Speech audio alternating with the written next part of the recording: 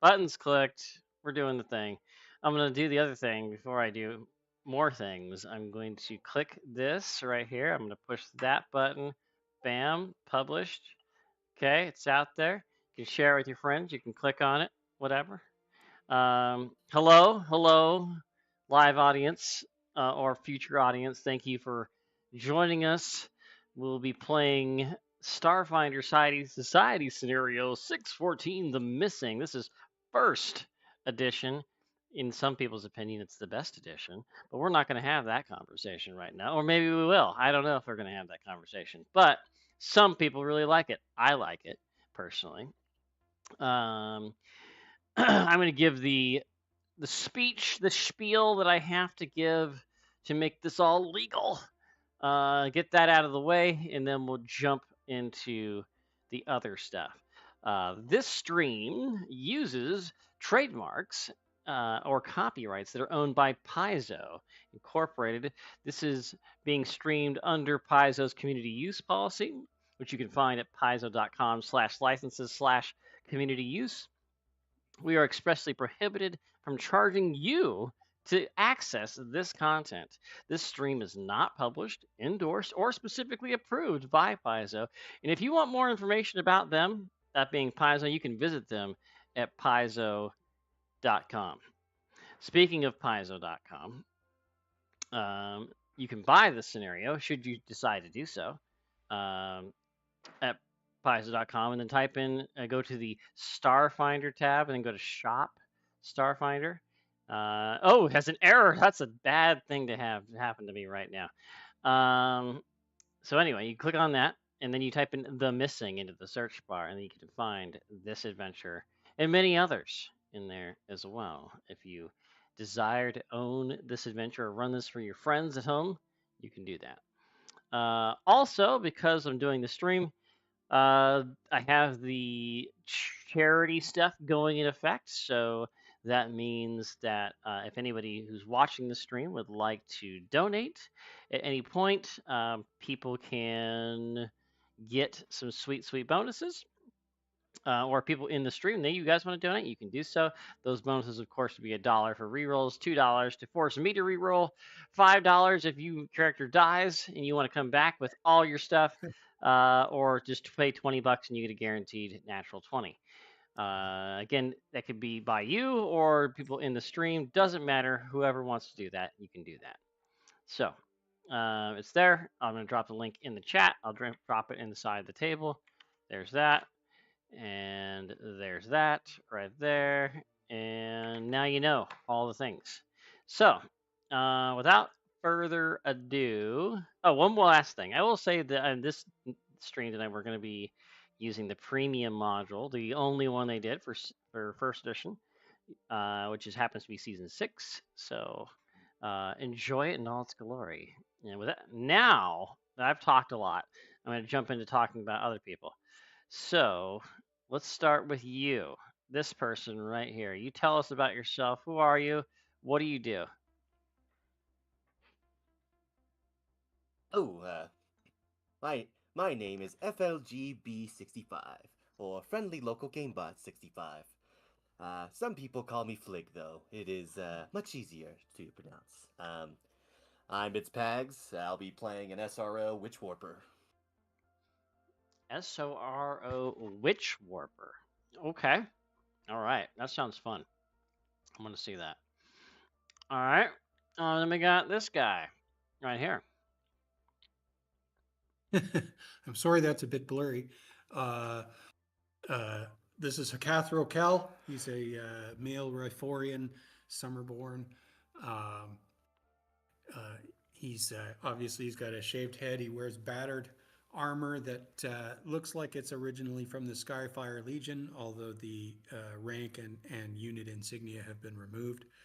He's got a bit of an acid burn on the left side of his face and neck, and he wears a pendant that looks like a dragon skull made out of chrome. It's only a couple inches big, and he generally has a scowl on his face.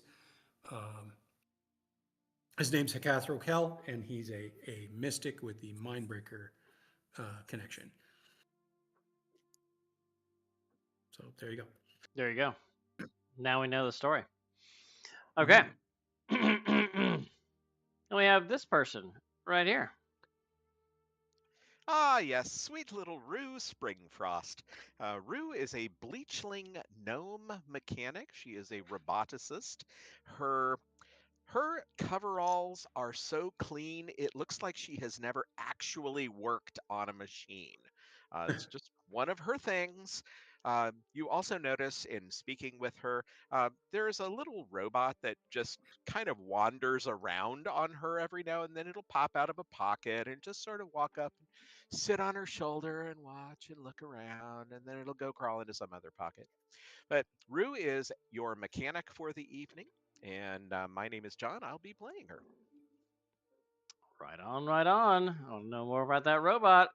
Then we have Tom Percy. Alright, so Tom is a normal human male. Arxian has a sort of economy to his look because he has regular armor on that's definitely would fit in the Starfinder society, but still wears a cowboy hat and has a vest that's got some beads down the bottom. But he'll go over and greet everybody. Say name's Tom Persons. Now meet you all. Hopefully mission doesn't go down too badly, but if it does, well, click my hands as he takes out his gun and then quickly puts it back in and gets shot. But he is a operative. I get the specific operative hit he is, but he tends to focus on mysticism and perception, mostly when it comes to skills.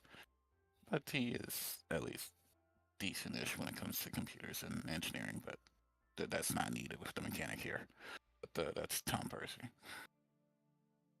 All right, we've got a operative, we've got a mechanic, we've got a mystic, and a witch warper. I'm excited to see how this guy turns out. All right, And we all walk into a bar. You walk into a bar. Clearly, that's how they all start. Maybe you met in a bar earlier. I don't know. Speaking of getting started, actually, you're not in a bar. You are aboard a shuttle headed towards this other giant ship. You might know it as the Idari, which, of course, is in the Pact World System, orbiting. Oh gosh, I believe it's past the diaspora. It's past Eox. It's past. Gosh, I can't remember if it's like between Triaxis and something else, if I recall correctly, off the top of my head, without looking at the map that I don't study all the time. But yes, this is where you were heading. You were heading to the Idari, which of course is the home of the Kasatha.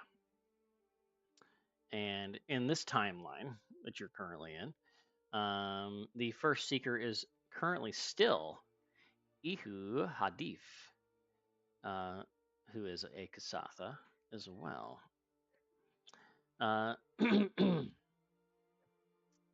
You get aboard your shuttle. You get a mission briefing that looks like this. Hopefully, this works. Maybe it does. Maybe it doesn't. Let's see how they work. Because sometimes these things don't want to work. So, how about that? You guys see that? Yeah, I see a big menu here. Season 6. Oh, did I just share the entire thing with you? I think you did. Cool. That's awesome. Don't look at that. So, But I want to know when it updated for Foundry version 13. Okay, so number 18 where it says handout 1, that's what you should be looking at. That's what you should look at. Okay, yeah. See, this was one of the things that bothered me back in the day when these things came out. It's like you can't share the handouts without sharing the entire journal with them. Oh no. Yeah. So anyway, so number 18, handout 1. That's what you got first. Eventually, you'll get handout 2. Just. Okay, It's good. I don't see a number 18 anywhere. Yeah, you mind sharing that again? Oh, sure. You know what? I got a better idea. I'm going to not share it, and I'm just going to do this instead. Oh, Can I do this? Ah, there we go. Put it in the yeah. chat. Yeah, you like that? I like that. Oh, okay. You get a message from Ihu Hadif that says, "For this mission, you're heading to the Adari, the Kasathan world ship, and the place where I was born." The meeting with a longtime correspondent of mine, Captain Ima Elatok Hin Zogathu. Oh my gosh, names. That one's not so bad tonight. Some of these names I get sometimes are just out there, and I have a really difficult time. I got this one. I nailed it. Has a problem she believes we can help solve. Meeting the captain of the Adari is an honor, as it is being invited aboard the world ship. Please don't forget that.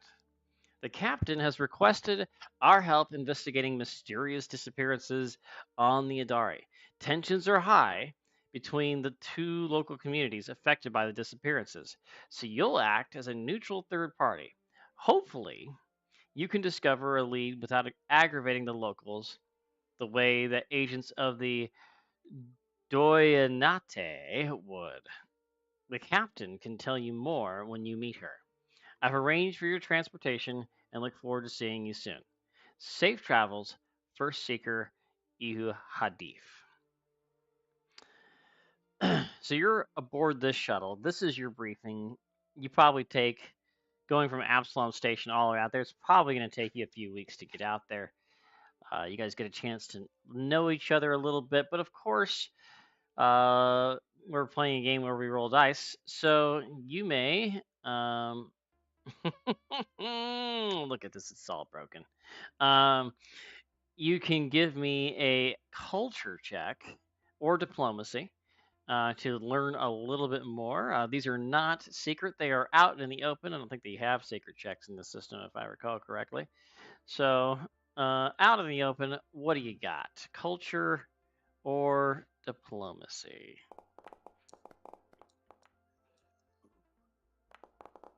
My skill is the same in both. 0. Diplomacy you could roll, but culture you have to be trained. Okay. Well, it's the same roll either way. Yeah. So in this case, just roll something. Well, Cathro Kell, you along with everybody else, you know that the Adari, all the information about the Adari present is in where the universe sidebar on page 3. Oh, that's super useful. Now that I'm not looking at a PDF and I'm looking at this module, super useful. Okay, where in the universe on page 3? Where does it say that? Okay, got it. This adventure takes place aboard the Adari. Yes, thank you. As to investigate disappearances, okay, so you just know the basic facts about the Adari. You know that the Adari means the renewal. Its diameter is 3 miles. It has a gravity of 1.5 times artificial gravity. A day on the Adari is 27 hours. A year equals the same as 4 years. The Adari is the world ship that carried the first Kasathas to the solar system. Today, it is recognized as a pact world. Within this artificial home world, the Kasatha population created a society and world inspired by the one they left behind. With everything from crowded cityscapes to open wilderness, the ship is governed by the elected Doyonate, a council chosen through a mix of democracy, aristocracy. I'm butchering that word, I know I am. And hereditary rule. Of course, you can learn more about the Adari on page 446 of the Starfinder core rulebook. So that's what you know about this. Of course, everybody else knows that as well. Okay. Tom Percy, as well as the other remaining members that are not Hakathrokel, also knows that the Sea of Grass. Ooh, let's do this. Oh, I bet I can do that thing. Yeah. Let's see this. There we go. Oh, I pressed this button. Does this work? Is it working? Oh, it kind of Yeah. works. There we go. Yeah, Eh, we see that. Okay, sweet. It's great when things work. Okay. The Sea of Grass outermost regions are generally safe, populated sparsely by farmers growing crops or ranching domesticated animals. The interior region is full of wild animals that can be dangerous. Communities in the Sea of Grass usually settle in the outer regions. The Vocation of Voices is one of the largest farming communities according to a recent census. They're a group who reject technology in favor of an agrarian lifestyle, forming insular communities who only interact with wider society to sell their homemade goods and heirloom crops. So, an kind of a anti-technology faction that lives in this place called the Sea of Grass. So On they're the Amish Kasatha, basically. essentially, yeah, yeah, Wow. yeah. Oh man, they're gonna really love me then. We'll put a hat on you. They'll never notice. Let's put a straw hat on you. Give you a pick or something. I don't know what they're gonna do. Okay. Unfortunately, we only got 24. And I'm sure you don't want to burn your cube on this knowledge check if you have one. So that's all you get to know. We needed a 25, didn't we? Yeah, for the final one. That's all right. I'll reveal it at the end. Okay, that works. Yeah, I'd never leave you hanging on it. I'm not gonna be that would be being a jerk. Okay. You eventually are cleared for landing near a place called the Crucibles, where it receives a swift but thorough inspection by a polite android and Kasatha officials before you are cleared to disembark. Outside the spaceport, you find prearranged transit to the bridge, a 15-minute ride in a sleek urban cruiser, followed by a guided trip through the hub, a zero-gravity transport tube connecting all major areas of the vessel. You are then led to the captain's swanky stateroom, where she is currently on duty. First Seeker Ihu Hadif is already there. Again, here is his artwork. And let's see if we can get her. And then Captain Emma Elatok Hin Zogathu. There we go.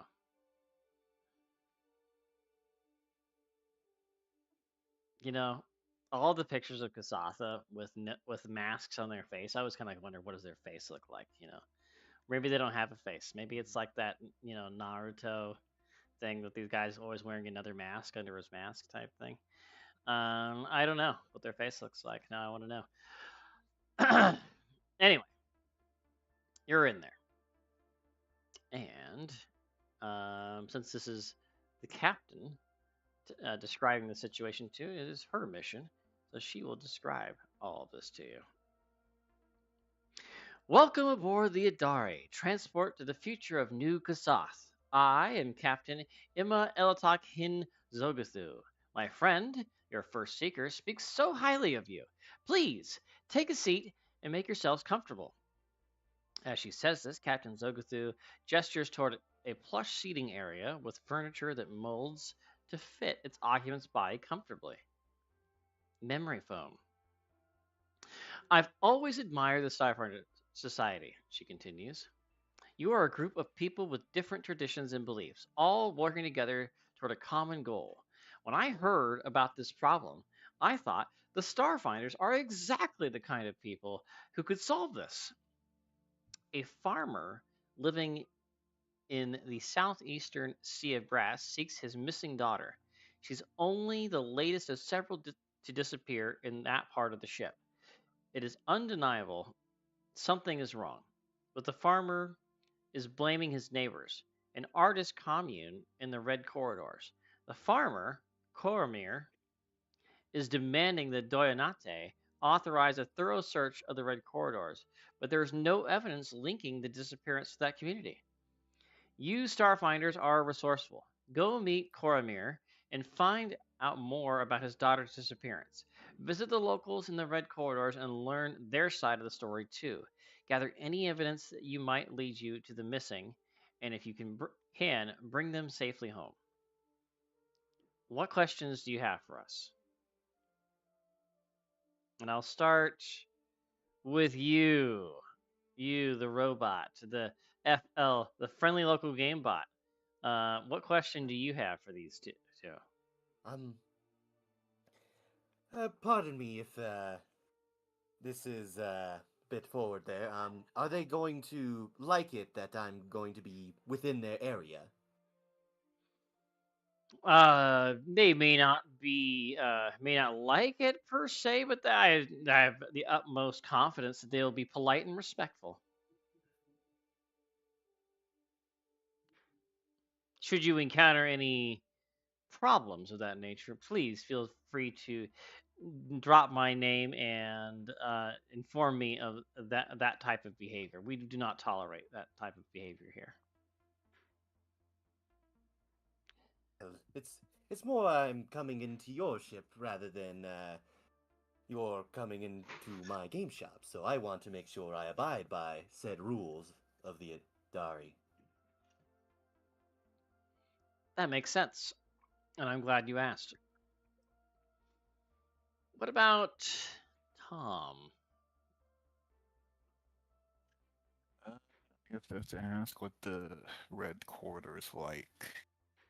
There's a bunch of people been, always, someone's accused of, people from that community of, taking their, daughter, so I guess, is that a thing that they've been kind of stereotyped into, or has there been instances in the past?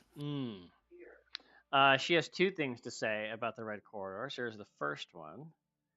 The red corridors are a network of city neighborhoods bordering the Sea of Brass. They don't enforce our traditions from Kassath, instead offering a haven for artists, young people beginning their tempering, and criminals, if I'm being honest.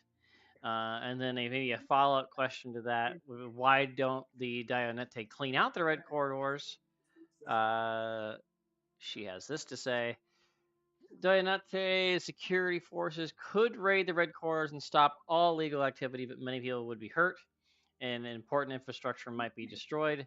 Our Dionete does not judge the benefit of stopping a few criminals to be greater than the cost of harming our own people. So it does say criminals in there, and they kind of you get the feeling that there are things that are being done, but it's not. It's not. You get the feeling that it's not stuff. It's like stuff that's like they're going against tradition. They're going against this. Like they might be doing drugs. They might be doing other things like that, but they're not like out there like murdering people or stealing children or like doing hurt. Like most of the things that they decide to do are things that generally hurt themselves and not others. Right. So so you don't get the feeling that so you could definitely understand why people would want that cleaned up, right? They'd want like their traditions to be enforced. They'd want people to be like make healthy choices and have a stronger people and whatnot. At the same time, they're like, well, people are going to do what they're going to do. So, yeah. What about? Oh, any other? What? I don't know. I just said that makes sense, but Okay. that was it. What about Ryu? Oh, Rue, the moment the captain starts explaining why they don't want to raid the red corridor, she just nods. It's like, I like you. You're very pragmatic. It's nice to see.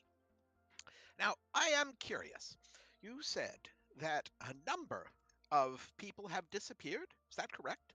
So this has been an ongoing thing? Is it over a long period of time or short? She looks to Ihu and then back to you. It's been going on. I guess if we're looking at all the records now, probably a couple of months at this point. Let's just say we didn't really putting the pieces together until recently. Fair. And has it been a mix of male, female, old, young, or do we have information on that? There doesn't seem to be any correlation or consistency to the people that go missing. Very good. Well, we will do our best to help you. Last question. Nakathrokil, what do you got? Is anyone else, or has anyone else been investigating this? And any chance we could look at their files? No. No one else has been investigating this. The information that I have is just compiled after this latest report came in. That it really only since Coromir's making such a big stink about it. Someone else, one of our members at the Doyanate, put this information together, finding maybe these other cases might be related. It's hard at this point. We're not actually even sure if that's actually the case.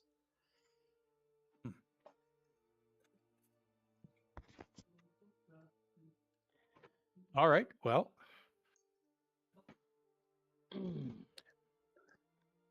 I suppose in that case, you may as well point us in the direction. And, Sure. Well, I'll tell you a couple more things before I let you go. About Coromir specifically, he is a member of the Vocation of Voices. His daughter, Nindir, is not the first to disappear, but I've already said that to you. But this particular case has shaken up his entire community because of, like I said, the big stink he's making about it all. Understandably so. Losing a family member is nothing to be to rejoice over. I can tell you that the two groups, that being the community in the Sea of Glass, the Vocation of Voices, and those in the Red Corridors, they both value freedom and seek to live independently in their own way. They have a lot in common, but their lifestyles are so different that they struggle to find any common ground at all. The farmers might sell their goods to people in the Red Corridors, but they are not friendly neighbors. And you said Vocation of Voices, is that correct? I did, yes. Vocation of Voices.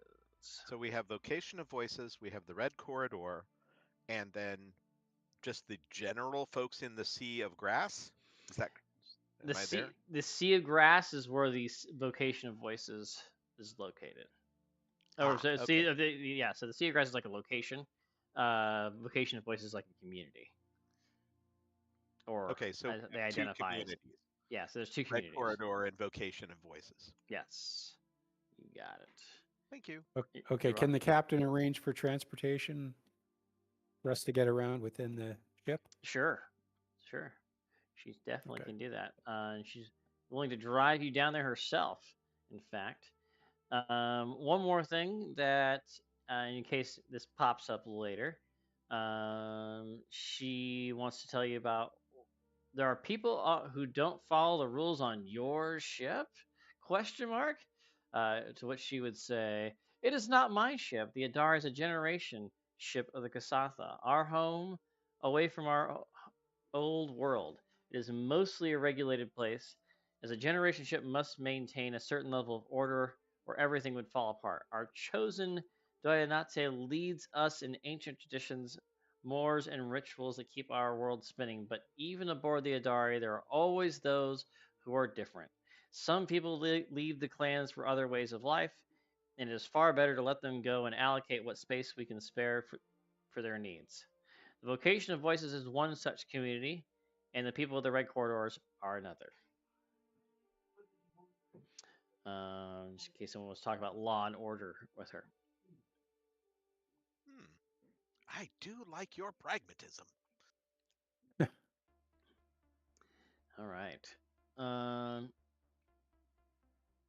Well, she was gonna drive you herself, but then she hires a driver. Looks like. There's your driver. This is Zai. Hello, Zai. Hey, go ahead and load on up, and I'll get you where you need to go. You guys are going. It looks like we got 2 places here. We've got Sea of Grass and Red Corridors. Where do you want to go first? Well- Probably. I don't know. What do you think? If the disappearance happened in the Sea of Grass, I think that we should start there. Yeah. Makes good sense. That makes sense to me. Yeah. No. Rue wants to know if our driver is a mechanic because they look like a mechanic. Yeah, I work on things. Oh yeah. Okay, Rue's look, totally in the front seat. look at this. I mean, I look at it'd be made and as you sit in the front seat. She's like, "Oh, I don't know if you want to sit right there." Oh, it's too late. Sorry. And you look down at your impeccable outfit, and you notice that now you have grease stains. Yeah, I had an engine sitting there on the way up. I got it out of here, but that'll come out maybe mostly. It'll come out. It'll come out. It's a thing. I'll have Howie work on it. Sure. Anyway, let's get you going to the Sea of Grass. You guys pass by a lot of different stuff as you go by. There's like restaurants, other like little, like the equivalent of like food trucks, little spots for curios and touristy type, things you can pick up. There's like a mini golf course and movie theater and all sorts of things going on. But Zai is just gunning it past that, honking at people. It's like have you ever been to the airport and there's like those people on the cart and they've got like someone they're trying to take like a family to like the gate that is obviously at the other end of the airport and they have to leave in like 5 minutes and they're just like barreling through all these crowds of people. It's kind of like that when you're being driven through this area. But eventually you make it to the Sea of Grass. And because this is the premium module, it's got Sea of Grass music. So I'm going to turn it on. Ambient Sea of Grass. Let's do it. Okay. Sea of Grass Farm, Sea of Grass Wild. It's just ambience, I guess. Okay. Part of the Adari's interior is a nature preserve. These rolling plains are home to tall grasses, scrub brush, and a variety of unique animals. One of the most common is called the Virex. It's a long-legged, Well, we're shaggy just in mammal the intro, but farmed that's me there. by people who live here. This guy. The vocation of voices is a sprawling network of farms and thatched straw huts dotting the region's southeastern territory, bordering the Lake of Memories. I'm going to put this up for you. Oh, okay, sure. All right, here we go. Most buildings inside the Adari are made of glass and metal with clean lines and sleek surfaces that mirror the outside of the ship. The buildings dotting these wide grassy plains are simple structures built from all natural materials. Most are thatched straw over stone foundations, and some are underground barrows covered in vegetation. Simple dirt roads wind between clusters of buildings and plots of farmland. Youngsters scurry down the streets between homesteads, chasing after livestock or playing, and people wave at you from porches and open windows as you pass by. Rickety wooden pens corral groups of shaggy, long-legged animals grazing in the lush grass. You get there, Zai drops you off, and then she puts away. She's like, "Yeah, just," and she like gives a swipe on a comp. Just give me a buzz when you're ready, and then she guns it out. Before she leaves, can I ask her something? Yeah, sure. What do you want? Just out of curiosity, how deep is the soil here before you get to the hull of the ship? I don't know. You should ask them. I don't live out here. Oh, okay. It's a good question. Maybe yeah, I don't know. Bye. And she guns it. She's out of there. Like dirt and grass kicks up. You can tell some people are definitely annoyed seeing that vehicle out here. But you know, it is what it is. You have no idea. You got a bunch of townsfolk staring at you. Have no idea who you are, why you're here. But you guys can try to talk to them. But we'll get some dice going here. Let's get a diplomacy check as you guys try to gather some information, chatting it up with the locals, finding out where is this dude Cormir. Diplomacy. What do you got? All right, I'll get my hireling on it because I'm not very good at talking to Oh, people. hold on. Tell us about your hireling. What's their name? What do they look like? I need to know.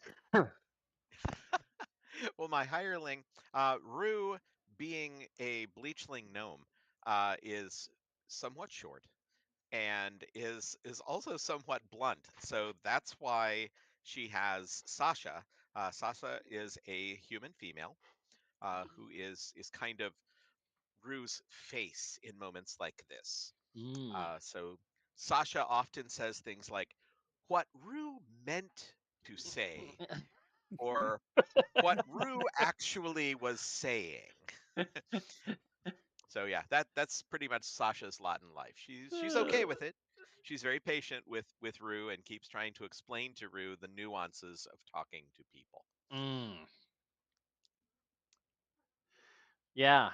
Maybe you should take profession lawyer. Maybe There you go. Oh, And there she's we go. really Ooh. good at it. Really good at it. Oh man, look at that.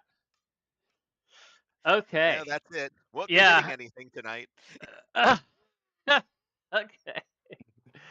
All right. Yeah. Sasha, I mean, is just wooing the locals, and I mean, within a few minutes, she's found like the two ladies there that are the ones who really run this area, and she's got on their good side. She relates to them, and she's got within a few minutes they're like these two other ladies. They're like barking orders at the kids and other men that are out there, and they're setting up tables and they're bringing out food. They've got like cheese and tea, and then they're all like looking at all of you like none of you have hats on except for Tom, of course. And they all make sure you have homespun wool hats. They're asking like what color do you want it and this and that, and they're like fitting it to size, and like they're like not taking no for an answer. They make sure Sasha gets the most elaborate hat. Um, but eventually, after they've made sure you all have hats, tea, and cheese, and anything else that you would like to enjoy while you're there, then they eventually get around to talking about Coromir, um, which is like a half hour later. After all that happens, I love it. and then they tell you that Coromir, oh yeah, he's just down the road. He's hanging out with his herd. So I mean, you could if that's what you want to do, or you could stay, and just put your feet up Oh, thank and you. have some more cheese. Bring me some more tea. All these kids who thought they were gonna have a day messing around, they're all being put to work. It's like they have a mixed feeling. These kids, like, every time people come around, I gotta stop playing. Oh, this is terrible. The men are all now huddled around, like seemingly trying to hide somewhere. They're playing like a version of horseshoe off in the corner. Yeah. So that's what you learn is that after of course you all have hats. That Coromir is just down the road. So I I have a nice orange hat, and I was like, "Well, thank you for the cheeses and orange hat. I'm afraid we're on business though, but I wouldn't mind staying here after it's all said and done." yeah, it'd be a good place to retire right here. I Tips want to retire. his Tom Okay. tips his hat, which is just a wool copy of his original hat, and then says, "You have a nice day, ma'ams," and he'll make his way out with the rest. Okay. Now, Yep. just because I want to know, friendly local game bot, you're like, we're the way you were talking about the cheeses. Are you really like acting like, oh, I'm on the job right now? It's like cheese, like something so like exotic or like treated as an intoxicant for you. You're like, I can't have that. I'd love to have that, but right now I gotta work right now. Like, what? It's more like you don't want to continue eating cheese here. I mean, SROs don't necessarily have to eat; they can if they want to, from what I've read Right? on Archives and Ethos. But yeah, he's just like, I can't just keep eating cheese all day. Okay, I got stuff to do. Okay, no problem. No problem. All right, so But it's very good to him. all right, so you guys roll out with your hats and your cheese and your cup of tea down the road, and you find Coromir, who looks like this.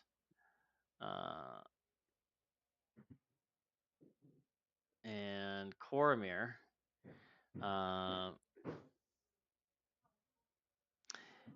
he is he doesn't.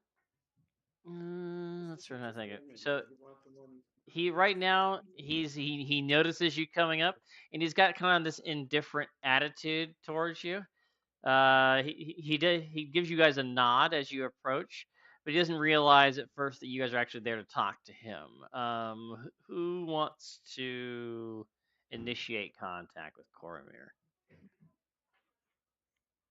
That would not be me. Oh, I can. I have a +7 diplomacy, and Oh yeah, if you go ahead. if I need to roll, I can because of the regional support game store owner, I could once per scenario when I roll diplomacy or intimidation check, I can roll it twice and take the higher result. some sweet advantage, huh? All right, Mm-hmm. all right. What do you say to Coromir? Greetings. Are you Coromir? I am. Well, we were sent by the captain to investigate the situation. This is Salt, right? That's Salt. Yeah. Sea Salt. And what situation would that be? Well, I heard that your daughter went missing. Is that right? He gets a little grumpier looking, even though you can't see his mouth, if he even has a mouth. But yeah, you I think can they're see like Predator under there. Yeah. So, but yeah, you can see his eyebrows like wrinkle a little bit, and he gets like, staring at you more intently. He goes, yes, she is missing. Would you mind elaborating on when you found out that she went missing and other things that were around her area? I'll take that diplomacy check now. See if he's going to be Right. willing to talk to you or not. I'm gonna go ahead and burn that people person benefit. People person. So I'm gonna roll this twice. Now hold on. Oh well, I'm glad you. Oh. Yeah. Okay. I was just gonna tell you, you could probably hold on to it because that first one was a success. But I guess, do you need to on that boon? Do you need to claim that you used it before, or how does that It work? says once per scenario when you roll diplomacy or intimidation check, you roll twice. Okay, so I guess you don't have to declare like in Pathfinder First Edition. Right. Okay. All right. So I'll say, yeah, hang on to that for now, Yay. because the Did I first get one the got it. mustard? So okay. All right. So okay. So yeah, he feels that you're genuine, and that you guys are here. He notices the hats, and the cheese and the tea, and he's if he feels like he can at least share what he knows about you, about what's going on. He believes that they were kidnapped by criminals in the Red Corridors, who he thinks have been stealing crops and abducting people from the community for years. Um, he's like, well, they're all criminals over there.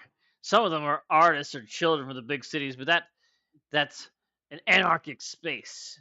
How could anyone not be corrupted? My neighbors have seen some of them snooping around our fences. My crops keep going missing, and animals that never eat that much. You say for years. Yeah, yes, for years. There's always stories of this going missing, or, uh, you know, that's going missing, or someone misplaced this or what have you. But they never find it. Never, never. They have you bundle up 7 crops, and then there's only 6 in the morning to go out to market. It's constantly a problem.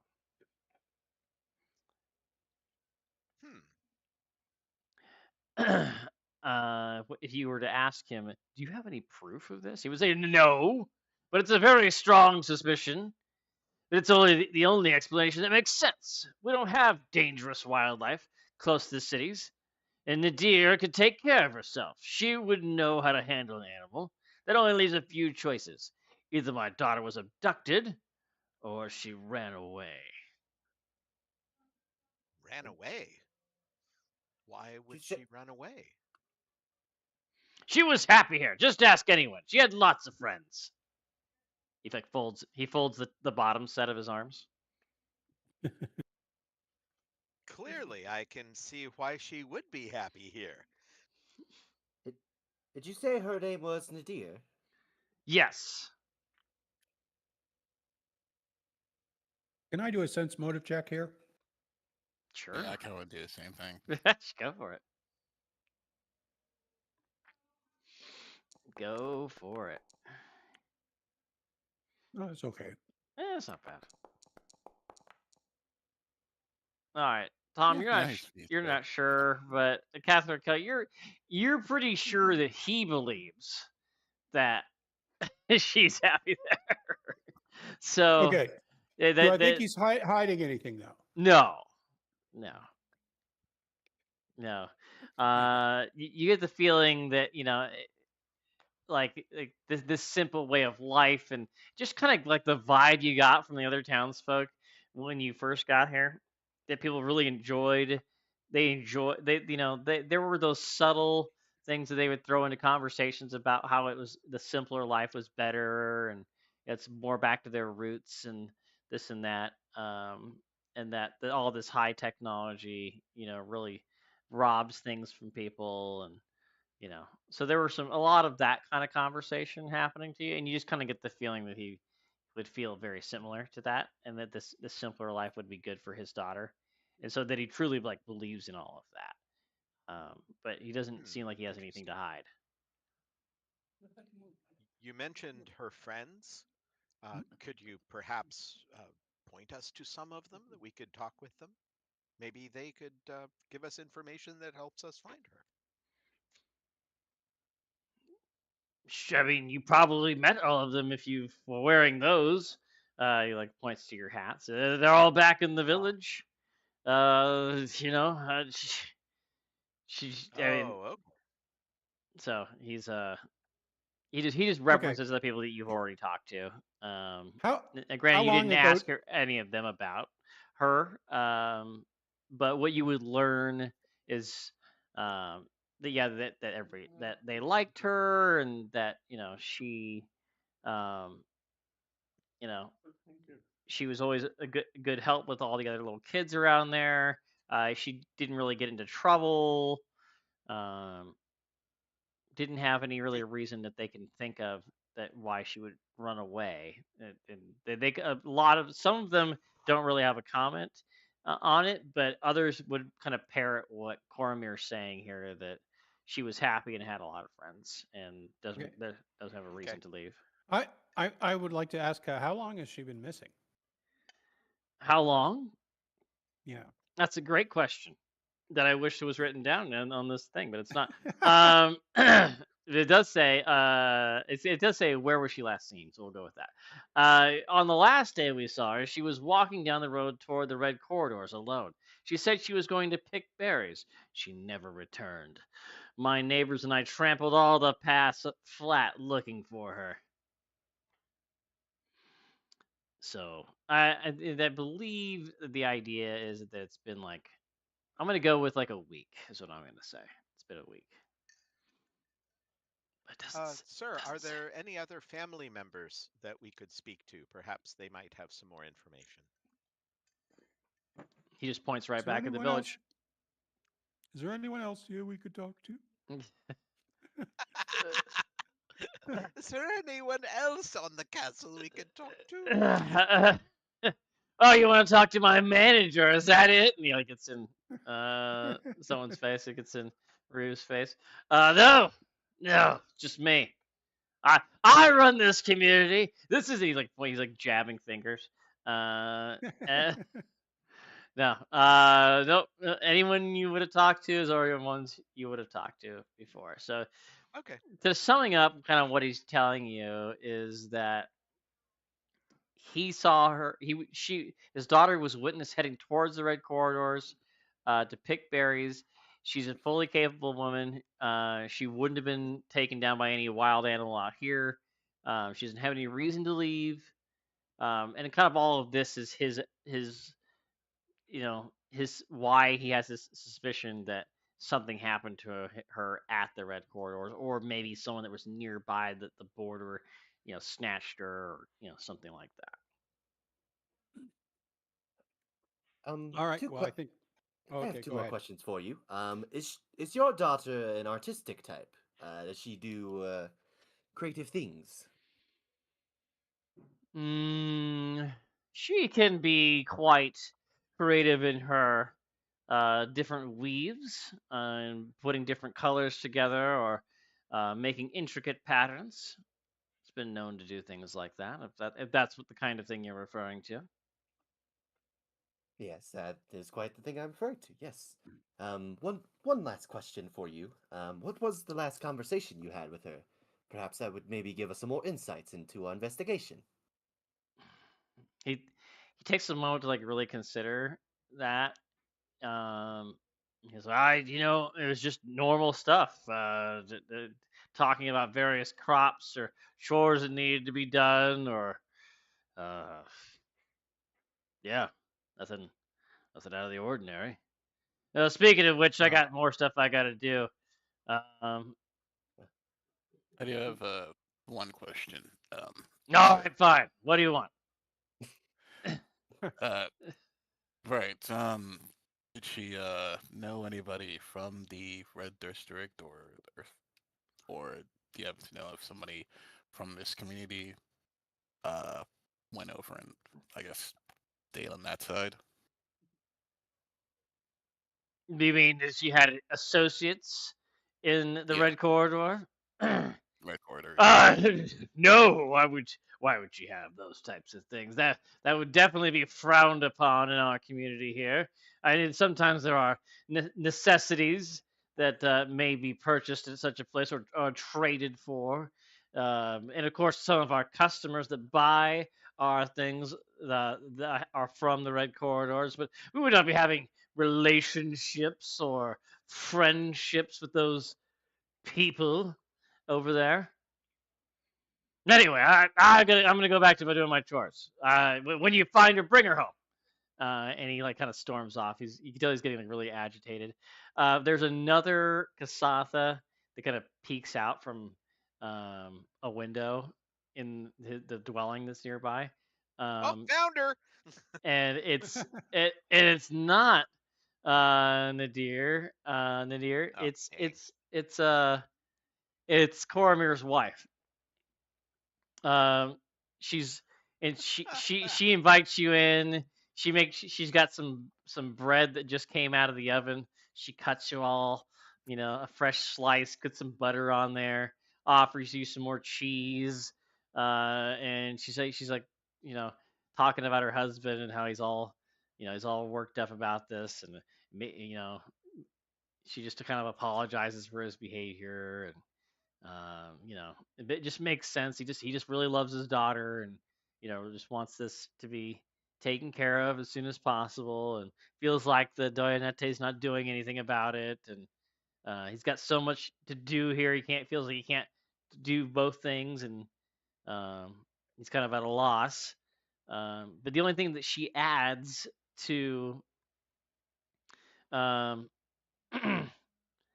the conversation is that she's starting to think, um, but she's kind of chalked the whole situation up to that maybe there is some sort of love interest in her life, or trouble with a friend, because Nadir has seemed kind of distracted lately, um, and she wishes that she would have approached Nadir about it, but you know, it's kind of late now. She's not sure if the people from the red corridors are involved, but She is very genuinely concerned about her daughter and hopes that she'll return home soon. Okay, I have a quick question. Do we have a picture of the daughter? Like how will we recognize her if we find her? Mm. Like it occurs to me that these people probably don't use cameras. Oh, Let me is see. there a self portrait of her I'm or gonna a self weave of her? self wave. There is a picture in the PDF. Let me see if there's it in the module. Hang on one second. Let me see here. It's down here. Keep going. Keep going. No, that's not it. Where is it? You get Rue nothing. is Okay, go ahead. Rue is curious where she worked, because the father said that she would weave and then sell that. Yeah, Did so it's did not she have like a workshop here? it's not really a workshop per se. It's more like, people are just kind of setting up tables and getting the looms going and all that kind of thing. Oh, okay. It's not like it's more of a community thing instead of like Oh, okay. like So oh, I work at the sawmill again. Oh, one of those type of things. okay, so if she didn't do it, they didn't have a formal place to weave here, or something that they set up like in their bedroom or something. Right. Yeah. Not on site. Okay. For some reason, they have decided that they don't want to give you the artwork here in the module. That seems really cool. Let me.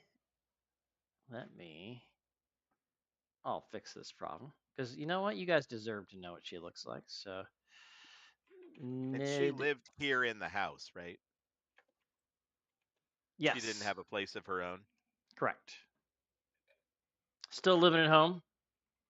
That's right. You know, she's not married after all. I mean, no, can't can't just That be. did we ever establish how old she is? You did not ever, but also again doesn't say, so I don't know. These are Oh, all yes. questions those pesky players are going to ask you, but you'll never know. Uh, okay. Ah, yes, I remember being that old. Okay. There she is. That's what she looks like. Aw, Again, very sweet. mouthless. No mouths here. We have no idea.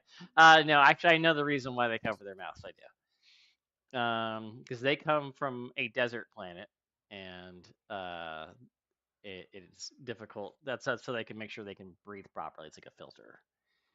That's why you can see like on this background of this Kasatha, um, for this evil mastermind, purple eyes. They have a mask on. It's just like a cultural thing that they're just used to covering their mouth all the time. Anyway, Okay. fun stuff. It's also Can they don't have any dentists. probably. And the feeding tentacles, they upset people. Uh, No dental plan on the Idari. Yeah, can yeah. would you mind if we looked at her room? Have you noticed anything missing? Yeah, it's a good place to look for clues. Mm, Yeah. mm. If the heroes search Nadir's room, here's a perception check. So yes, perception check, please. as you search through the room. Woohoo!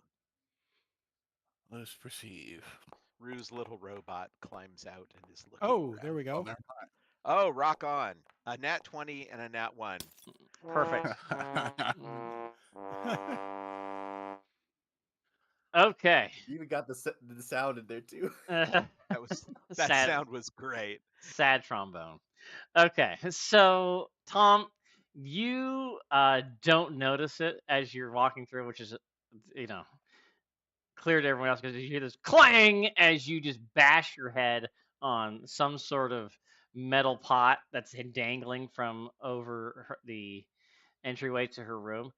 It is solid. This pot. I mean, it is like cast iron. It hurts like a son of a gun. And so you are kind of sitting down, like, and then mom comes like, "Oh my gosh, I'm so sorry." Like she's like tending to you. She like takes off your hat. She's like, "There's like a big goose egg on there," and she's like, "Oh no!" And she's like running over to to the the ice, getting you a big clump of ice on there, and then she's got like and then she gives you, of course, tea and cheese. Like you can't even hold up. She's like, it doesn't occur to her that she's giving you three things and that you can't handle all three things at once because you only have two arms until she finally realizes that, oh, okay, and then she like gives you a place to set down the tea at least, so or the cheese so you can hold the ice pack to your head, um which you find, and then she's just apologizing profusely for not recognizing that you are a two-armed species. So that's what you're doing. But meanwhile, Catherine O'Kell, you see everything in this room. So first things first, it is furnished with a bed, a wash basin, an antique wooden dresser. Um, a simple shelf holds a small collection of books and trinkets, including a patchwork toy Virix, which is the the domesticated animal that is being farmed outside. The dresser contains clothing and a few personal items, including a necklace, an old crayon drawing, because she is such the artist, a book of pressed flowers. None of Nadir's belongings were packed or taken out of her room. Digging through her top dresser drawer, as of course random strangers do, you discover that there is a false bottom in the top drawer, concealing a half knitted cowl and a grass paper note with several pressed flowers folded inside. Give the player's handout too. Love letter to represent this letter. The cowl is made from homespun Virix yarn and has been dyed a deep berry blue. Okay, well let's read the love letter first, and then we'll come back to the final piece that you find. Um, Ninny, guess what? I found this place all on my own this time. You'd be so proud of me. It feels like I'm learning all your secrets. Oh boy. I was really hoping you'd be here, but then I remembered it's your day to sell at the market, so I must have just missed you. I have good news to share with you, something that might help us find a place together sooner than we planned. I want to spill it all right now here in this note, but I just have to tell you in person. It's a good thing I'm so patient.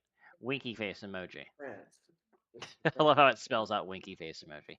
So I'm leaving this note here in our special place for you to find. Next time you need a break from picking berries with all the farm kids, you'll get a nice surprise from me. Now I'm off to find you at the market. Wish me sunspeed. Love, Hosa. Mmm. Dun dun dun. Oh, Hosa. Okay. Okay. Hidden in the cover of the book, uh, the Book of Flowers, is a printout image of a young male Kasatha wearing a blue embroidered face cloth. Oh boy, high fashion. Hmm. A camera filter has been applied to make the eyes look darker, and pink sparkling hearts around his face. The print is labeled Rahosa with a hand drawn heart. It's a picture of Rahosa Hydalis Tin Zerum, a resident of the Red Corridors. I believe this is a clue. Mhm. You might even call it a clue. I asked the mother, where do kids pick berries around here? Mm, a secret spot. She gives you. She shows you. Well, she out the front door. Couple things. First thing, you can see someone's walking up to the house. A younger Kasatha woman, and she's pointing out. The mom is pointing out the locations where you'd be most likely where Dindira would have been picking berries. Um, but I'm going to use this young lady who's coming up to the door to do some knowledge dumping of additional information that one of her friends would definitely give you in this time. Um, so first things first, here's the next knowledge dump right here. That Nadir seemed like a model member of the community. She worked on her family's farm and helped her neighbors with chores, including taking goods to the market in the city. Nadir's many friends share stories of exploring the sea of grass and taking their weaving to sell in the city markets with her, where she always made sure to visit her favorite art gallery. Also a clue. She knew where all the best foraging spots were and teased younger children with her secret spot, a location hidden somewhere near the lake. Nadir was busy and popular with no obvious reason to run away. Nadir isn't the only one who's gone missing. Over the years, many people have disappeared, most often to go live in one of the cities or even leave the Adari. There are three other unsolved cases where people have vanished without a trace over the past year. So I think that part right there, showing that people go missing from time to time, uh, but then they pop up somewhere else. And given the fact that this community does not use technology, Right. like that, so there was a prompt earlier that was like, "Why didn't you just text her or email her?" And it was like, "Do you?" And he's like, he would just, if you were said that to Cormier, and he just rolls his eyes at you, like, "Look at me. Do I look like I text?" Uh, so so the idea that they, it's kind of like, back in the day before when there was only like the Pony Express and things like that. And, you live within the same 30-mile radius. And if people left that 30-mile radius, like on a train to Chicago or something like that, you probably never saw them again, You might get a letter from them years later or something, but that's it. So it's kind of in that type of scenario. So they don't, so people going missing, they don't know if they're actually dead or alive or what. They're just missing. So, but some have been known to pop up later on. So that's why they're kind of not necessarily saying that they've been killed or whatever, because it's a mixed bag of things that have happened. More information.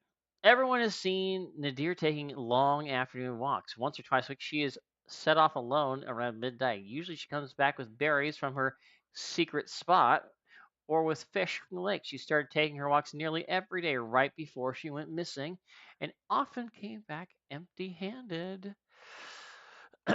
Hmm. And Finally. Dad said there were people around the fences. That's true. Uh, finally. Your friend Kohu thinks that someone was following her. He thought he saw someone hanging around watching Nindir in the city when they went off to sell their goods. A few weeks ago, Kohu was taking his family's Varix to graze when he saw someone following her along the road. When he told her about it, Nindir teased him about imagining things. Kohu sometimes explored the wilderness with Nindir when they were younger children. He knows about the secret spot and he can tell you where to find it. Uh-huh. All right. Sounds So, like we need to talk to this fellow. yeah, and I'll just give you the goods on where this is located, the secret spot. Um, in fact, we can go there right now. Um, Well, do we want to go to the secret spot or do we want to check out the red corridors? See if we can find the dude that she's hot on. Mm. I'd like to start with the secret spot. Secret Yeah, spot? let's. Okay. I like exploring like everything that we can over here, and then we can go to the red corridor, armed with more knowledge. All right. Very cool. Make it so. Make it so. Number one. All right. You guys head off. Talk to Kohu. He gives you the lowdown on the spot. You find it is a thicket of cane and tall grass that surrounds a nest of blankets, cushions, and wool scraps. Uh. Ooh. The nest faces a glorious view of the lake, very romantic, reflecting the artificial sky and its dazzling surface. Burnt out candles and an empty bottle of wine lie discarded nearby. It's quite cozy, but not the place to stay for more than a tryst. Two sets of footprints lead away from the nest, crossed by a mess of clawed animal tracks near clumps of broken glass. What could they be? Hmm. Didn't Dad say that they don't have like a predator issue out here? He did. He did, but he also said that anything that they encountered, that she could definitely handle it. It wouldn't be a Oh, okay. wouldn't be a How big are problem. the clawed footprints or paw prints or whatever? Why don't anyone who would like to can give me let's see. If you want to follow the tracks, you can give me a survival check. If you want to search the area, you can give me a perception check, and then I will talk about the Virix or whoever they are, what kind of claws these are. Okay, I think we need to search first and then follow the tracks. Okay, so we're percepting first. Hey, Okay. Oh, this is why not cool. Tom, man, that headache is killing you right now, man. If only you wouldn't have bonked your head on that thing. Yeah, you're still sticking stars. Okay, you trip and fall, whack your face on a rock. It's just not your day. Um, when I get off this blasted ship, Do you uh, have some bad cheese, Tom, or what? maybe. Who What's in knows, this really? tea? Or was it really good cheese? Yeah, I guess really extra fermented. Mm. Or perhaps it was the cheese earlier. You know what? I'm just gonna go over and just stay on the floor. He, he Yeah. just lays down on those blankets and cushions. like, I'm just gonna take a moment. Okay, so looking around, um, the claw prints, the clawed animal tracks near, they don't, um, mm, you can tell the claws are really long, actually. Um, they they look like they're mainly used for digging, would be your guess. Um, trying to think of what you could give me here. They would definitely be some sort of quadrupedal being. You can tell also looking at them that they must have a tail of some sort. And they probably have really strong legs because there's a few times it looks like they hop around or like maybe pounce on things. Huh. Uh, and that's also like the deep depressions of the claws makes sense because they're probably like preparing themselves to leap about. Uh, there's a patch of rough soil where it looks like it's been recently dug up, and pushing the dirt around, you discover there is a null space chamber that contains a laminated badge with Nadir's picture and name, which identifies her as a market exhibitor. There's also a university acceptance letter addressed to Rahosa and a simple metal wedding bands in a hand-sewn pouch. Irma Gerd. Oh. Yep, we're selling those. Hey, Yeah. practical but heartless. Does it We're say we're what going university to or like find her. or what What's it? special? What specialty of the university? Does not. No, no. One could Which assume university? though that it doesn't say that either. But one could assume it's probably for like some sort of art college. That's what I'm gonna go with for now until I hear otherwise. Um, but the tracks lead off, right? So you can the two humanoid tracks, and then of course the clawed creature tracks. You can tell like the clawed creature tracks showed up later, and then they were stalking the two humanoid tracks. Ruh-roh. So you follow these tracks, and Yeah. you find Yes. there's a there are mid stands of 20-foot tall cane forest and 4-foot tall grasses. There's a clearing that bears obvious signs of violence. Um, Oh no. I'm gonna have a hard time not saying that. There's a picnic basket that lies upturned and a ripped up blanket. Looks like it was done by an animal's claws. Oh no. Okay. All right. So They're- they hate blankets. They hate a vehement And hatred picnic baskets. and picnic baskets. Yep. Ugh. Some animals get enraged by strange things. It's Oh, yeah, they do. That's a fact. Okay, look, we're doing a map. Look at that. Oh my goodness. Hey, map. Okay, let's drag you out here. It is very dark here. Yes, that is a fact. It is in fact dark here, so I'm gonna drag you out there. That's a rock fact. Yeah. Okay. Let's see here.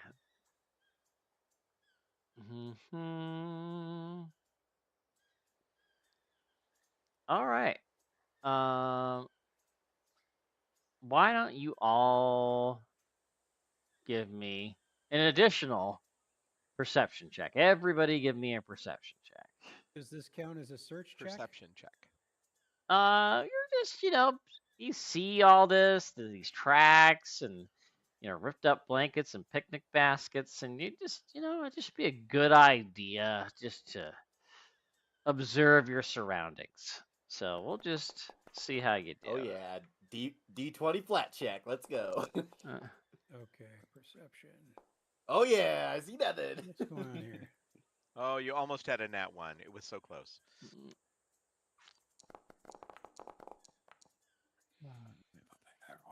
Well, that's okay. Oh, 21. sorry. Did we need to do it a secret roll? No, not at all. Mm-mm. Uh-huh. I'm just trying to see if you guys beat that or not. Beat what I got. Yep. Okay. Friendly local game bot. You are really intrigued by these. Oh, am I missing someone out here? It looks like I am. You know what? No, I'm just trying to fix my token. It keeps like shrinking. Oh, if you send me over the artwork, I will fix it for you. Okay. How do I do that? Just direct message me on Discord, and I will. Oh, okay. All I right. will slap it on. So everybody, you are just looking around. Obviously nothing to see here. But Rue, you are being watched, and you just the hair on the back of your neck is standing up. You can feel it, and you look around and you don't see anything at first. You're like, "Ah, I know it. I know there's something here, and then you spot something. There is something off in the trees right next to you. that is creeping its way towards you. It's big. It's got big claws and strong looking legs, looking like it's about to jump on you. So you are going to get to act in what we call a surprise round on this no. next thing, and everyone else is going to be taken by surprise. So it just is what it is. So they look like you notice this. No one else notices. They look super friendly. Look at these guys. I mean, don't you just want to take these guys home? I know I do. So, Okay. Wait, guys? Oh Like there's man. more than one? The Franken dog. Frankendog. Yes. Mm. Yes, there was a plural there for that someone picked up on that. There is more than one of them. They are surrounding you. So let's get Catherine Kell out there. That's better. Look at that token. Looks so much better. Okay, now let's put them on the board and let's have some fun. Let's make sure I'm not doing you too dirty. Let's see what they recommend. Oh, of course they don't recommend anything. Do whatever you want. All right, I will. Okay, so let's put you right there. And then I'll put another one right there. And then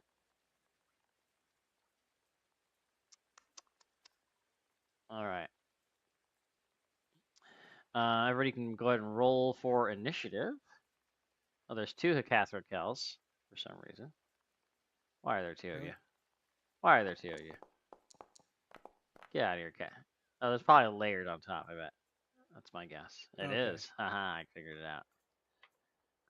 Are you sure? Alrighty. That token is in combat. Yes, I am sure. Initiative. Okay, quick Foundry question. How do I roll initiative? Top right, there's the symbol with the cross swords.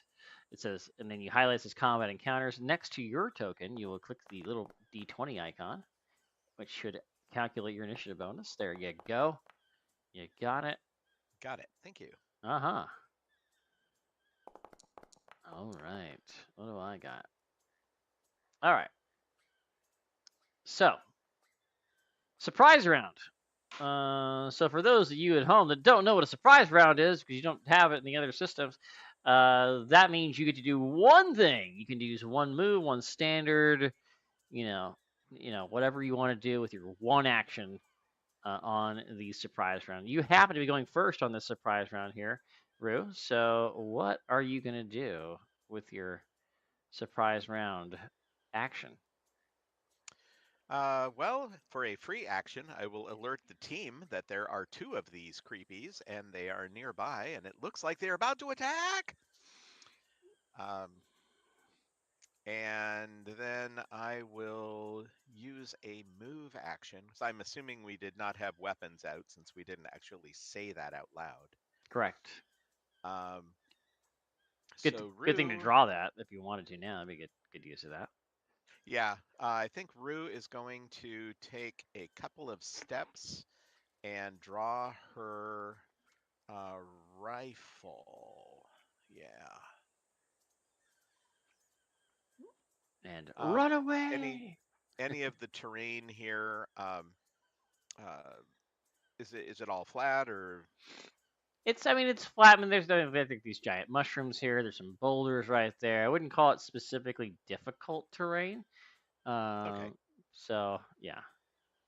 Okay. Rue is being short. She's kind of trying to blend in with the boulders and get ready to hopefully shoot these guys. Okay. So that's it for her surprise round.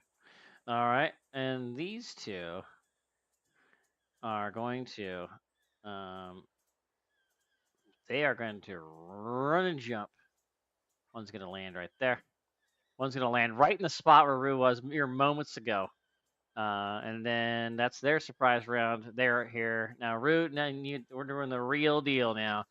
It is time to go. What do you got? Oh, so she will draw a bead on the one that is in front of her. So we're going to see if I can do this whole targeting thing. Yeah, it should work now. It didn't used to, but yeah, if you just highlight over them and then press the letter T, it will put a little. There you go. You got it. And then right. when you roll your attack roll, which should be on your inventory page of your character sheet, then it should calculate if it's a hit or not. Okay, here we go. Shot with the pulsecaster rifle. All right. Oh, there it goes. And So close. as you can see, that is a miss. That is a miss. All right. And then for movement, Rue will work her way around the back of this so that she's got a line of sight on both creatures. Okay. Feel free to move about the cabin. Let's see. What are they gonna do? What are they gonna do? Okay, how do I move her? I've got a die rolling around her right now. You can use the arrow keys. You can use the mouse. Whatever you want to use. Ah, Oh, okay. sorry. I accidentally drug you. Oh, that's okay. Okay, so 5. I'll just move her. Yeah. Okay. Yeah, the die around you is just to signify whose turn it is. So you Copy. know. All right, All right. Rue's done. All right. This one growls a little down. His Rue got away, but you know what? There's a Todd in front of him, so he's gonna do that. You know what?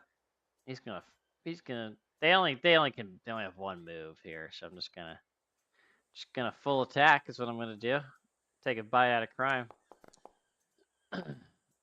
Oh! It was so dangerously close to that natural 20. Oh, there it is. There it is. There's that natural 20. Ow! Okay, well, it's like I hit twice. Okay, so you take 8 points of piercing damage, Tom. This thing sinks its teeth into you. It burns. It hurts so bad.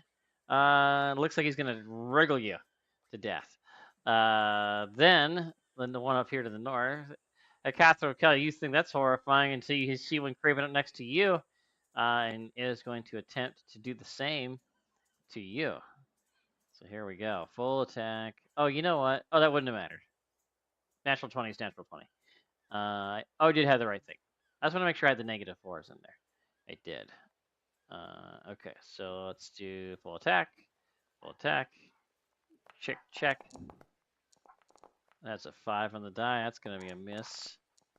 That's a maybe. Oh, That's a hit. That's a hit. That's a hit. Okay, 16. Oh wait, no, it's what was the total? Yeah, 16. Yeah, that's a hit. Okay, you take 5 points of piercing damage. Okay. Which I will apply that to you. Boom. All right. What's going on there? Oh. What do you got? Well, that hurt a lot. Yeah, it did. Let me double check here. All right, cover this. All right. So first of all, we're going to go over and trick this guy that's right in front of us. So we'll see how this works. Oh. Well. Yeah. They are So- CR1 creatures, so you see a 21 on the total. But Fantastic. Cool. So like well, thanks, Ian. Appreciate that insult me. Yeah. well, I have mobility, so part of a trick attack, we're just gonna move and then see as he attacks us. You get a +4 to this, right? Because of Yep. mobility is? Okay. So I'll just give him the -4 to hit this. That'll balance that out. That's a Yep. miss. Okay. All right, and then since he's not properly tricked, we'll just do a regular attack here. So this was 4, and then nothing special. Oh, Boo. That's a bit right there. Yeah, they're fast. They're wily. They are. I guess it's just the last thing. What would be to recall knowledge on these Ah, creatures? yes. Let's go with what are they? They're an animal. So let's go with what is it? Life science. Be Art good. science. Oh, okay, never mind. Oh, come on, I you're an got nothing for operative. You that. know everything. Come on. No? Operatives know everything. Sure. You're a We'll try our luck profession here. xenoarchaeologist. No. Okay. All right. Well, you gotta Nope, you gotta be not. trained. You're not. So I see it. Nope, I'm not. You don't know. Nope. They're dogs. That's what they are.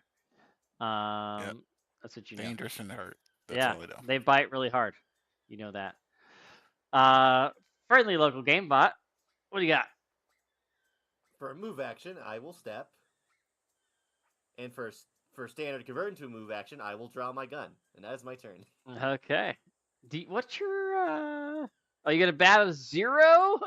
Oh no! I was gonna say you should be Gotta able have to do that for something free. out. Yeah. Yeah. I was gonna Yeah, hoping me you could too. do that for free. Okay. Is what it is. Hakathro go.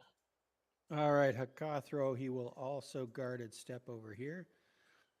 And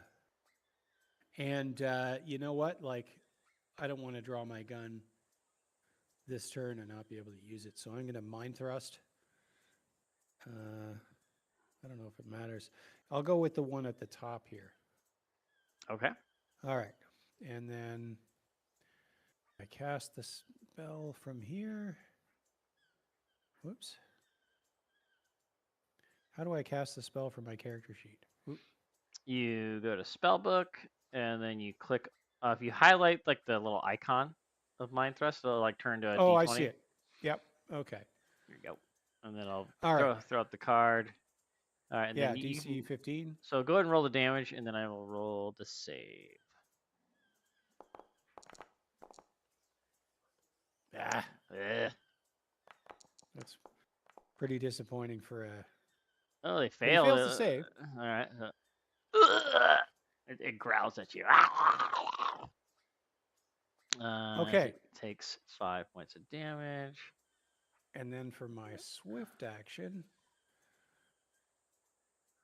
I will use Overbearing Stare to try to reduce his AC by 1 point. Ooh. And it's just a save. We'll save 14. We'll say 14. Yeah, 1 second. Gonna pause for just 1 second.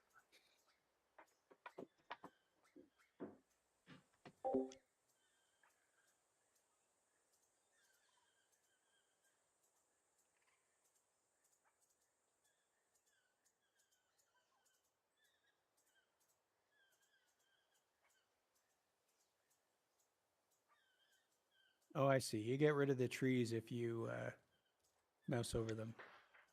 All right. Sorry about that. Okay. Will save, you say?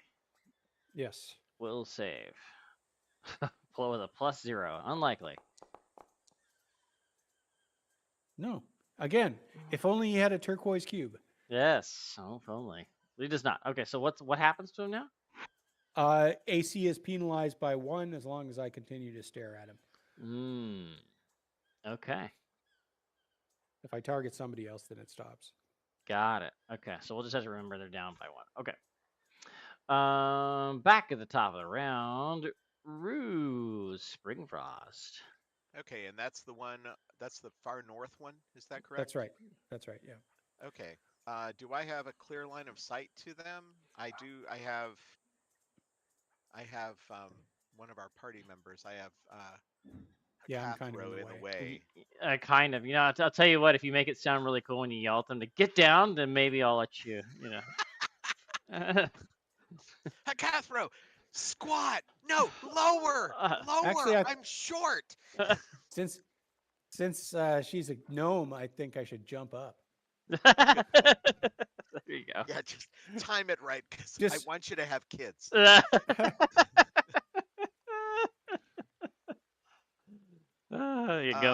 Go for it. Rue will use a move action to do combat tracking on that creature.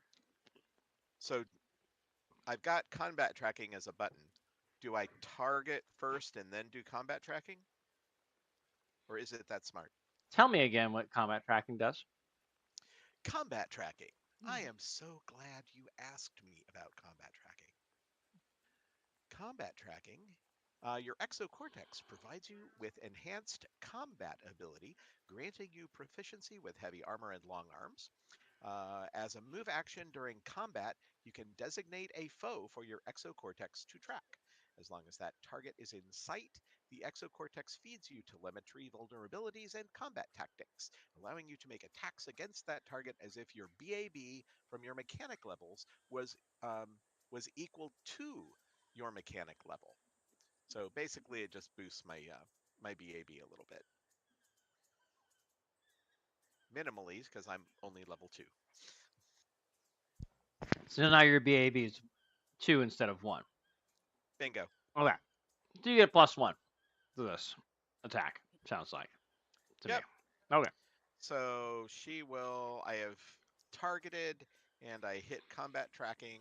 So we'll see if that does anything. And then I will attempt to shoot the creature. It probably won't automate. It might when you.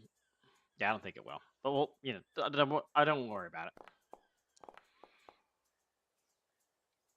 You got him. There we go. Nice. Yahoo! And damage.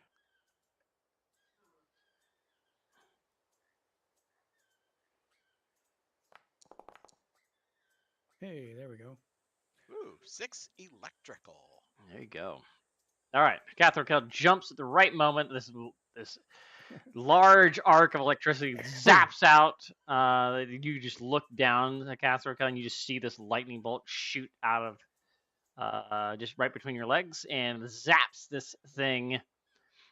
And it is, you can smell the decaying, rotting flesh, burnt hair. It smells awful. But it looks like it's about to go down. So that's good. Excellent. That's Rue's turn. All right.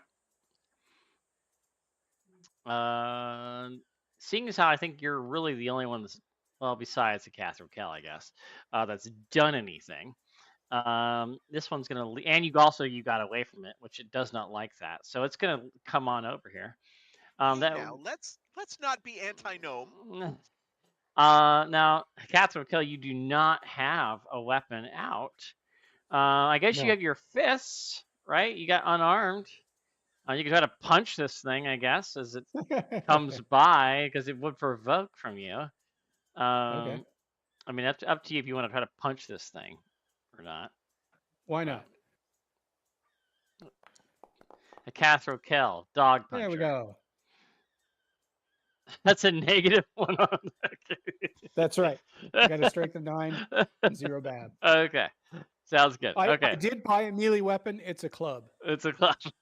So you sort of petted it when it went by. Aw, right. little doggy. Okay. Does nothing. Ignores you. You slap that thing, and then it's just going to try to sink its teeth into Rue. Here we go. That's a natural 1. Okay. Oh yeah. Yeah. All right. You It has a smack taste it of out of the way. advantage. Yeah. Your rifle's still hot. You like wave it in his face, and it's like it snaps its teeth at you. Does not make contact. Okay. This one though is not sure where that blast came from, but it knows that you did something. You're staring at it, Catherine Kell, and it doesn't like that. So it is going to try to bite you. Nom nom nom nom nom nom. Now let's see. That's a total of 11, but I should have the Yeah. flanking bonus. Would that matter? Would Still not a miss. matter. Still a miss. Yeah, KFC has 14, just barely. Again, turquoise cube. Ah. I know. I still want villain points for I want them. I should have them. I feel like I've earned. I feel like when you get to your 5th glyph, you should get villain points. They don't hand those out though. Okay. So, Tom, what do you do? It's getting ugly. Well, we'll try and see if this works again. As I, of course, do, like all operatives do. Another trick attack. Let's go. Let's see how bad this is. 24. Okay, it's tricked. Woo! Woohoo! Finally. See, as I missed this, yes, I then missed this, hack on it. Let's see. With another shot with my skip shot pistol. Man. Yeah. Alright. Oh. It's flat footed at least, so.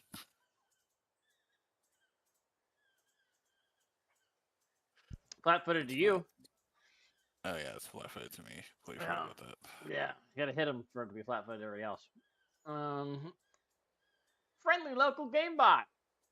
They're all running away. You didn't offer them good services, apparently. They don't want us to hang around you. Just abandon you. You know, despite his lack of training with a gun, he's still gonna try and shoot the one near death. Let's see here.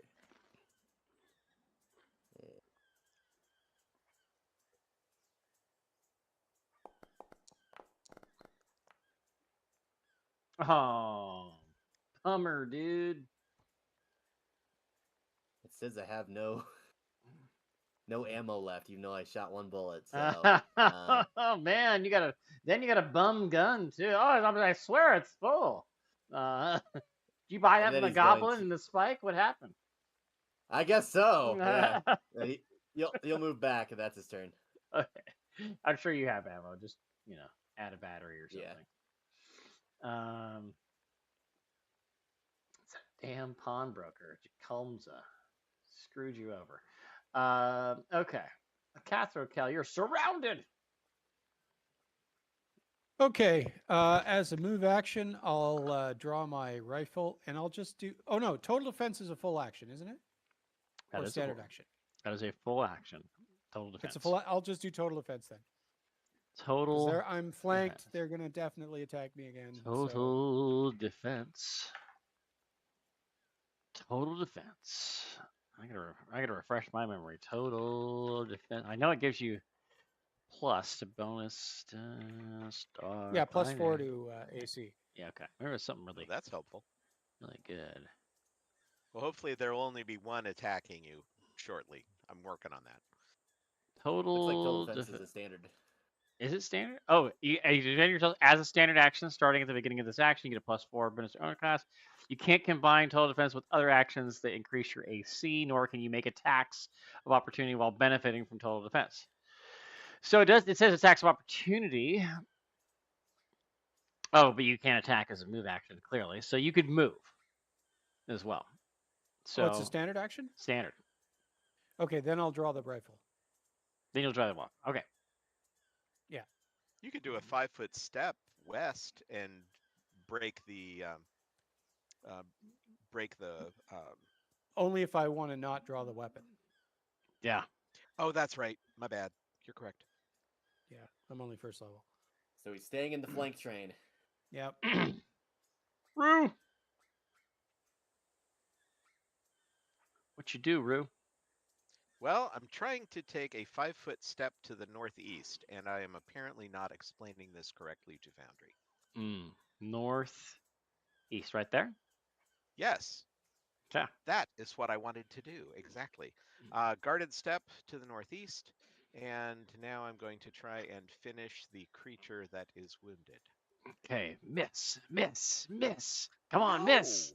Stop saying things like that. All right, Pulsecaster, here we go. That's what they're thinking. I'm playing my character, you're playing your character. That's just, all my characters die every time I play. It's not fair. Okay.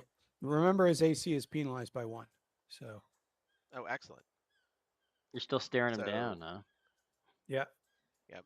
Get him So a... 16, so essentially a 17 to hit. Oh, yeah, that's definitely it. Absolutely. Let's see that damage. Damage. A whopping 2 points of health. Wouldn't you know it? He only had 2 points of health left. Yahoo! All right. Dead. All right. Bleh. Hack a throw. I've got you. I got you Nice. open. That is the end of Rue's turn. What to do?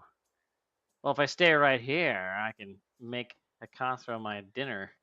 So I might just do that. Yeah. He's got a rifle out now. Definitely threatening. We're no longer flanking. You're not. Oh. Okay. Until the start of your next turn. Okay, so you have that +4 to AC. So I might as well just click both of these. It doesn't know. It doesn't care. It's getting a -8 to these rolls. My goodness. Yes. Oh, is that 2 zeros? I guess. Yeah. That's terrible. Nice. Okay.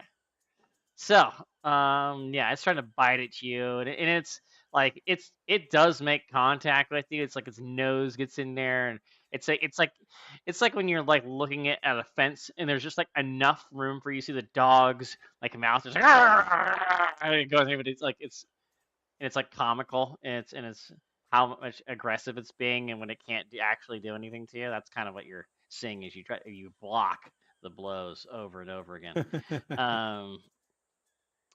Tom, I believe in you, Tom. You got this. All right.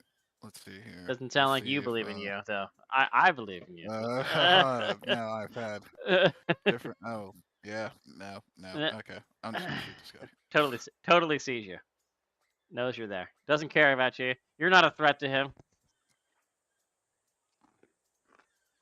Well, so yeah, this attack goes by. Nope, I still Yep. have not at all hit this guy. Right then. That bang on the head earlier really did a number on you, man. I mean, it's just. It did, man. That was a really did. heavy pan. It was really bad. But that's all I got. Oh, sorry. Friendly local game bot. You got Bad dog. It is a bad dog. And he's going to use Seek the Breach to cast Infinite Worlds. Got it. And he is going to attempt to try and dazzle it. Oh. Is that right? Look at that wall of text you just threw at me.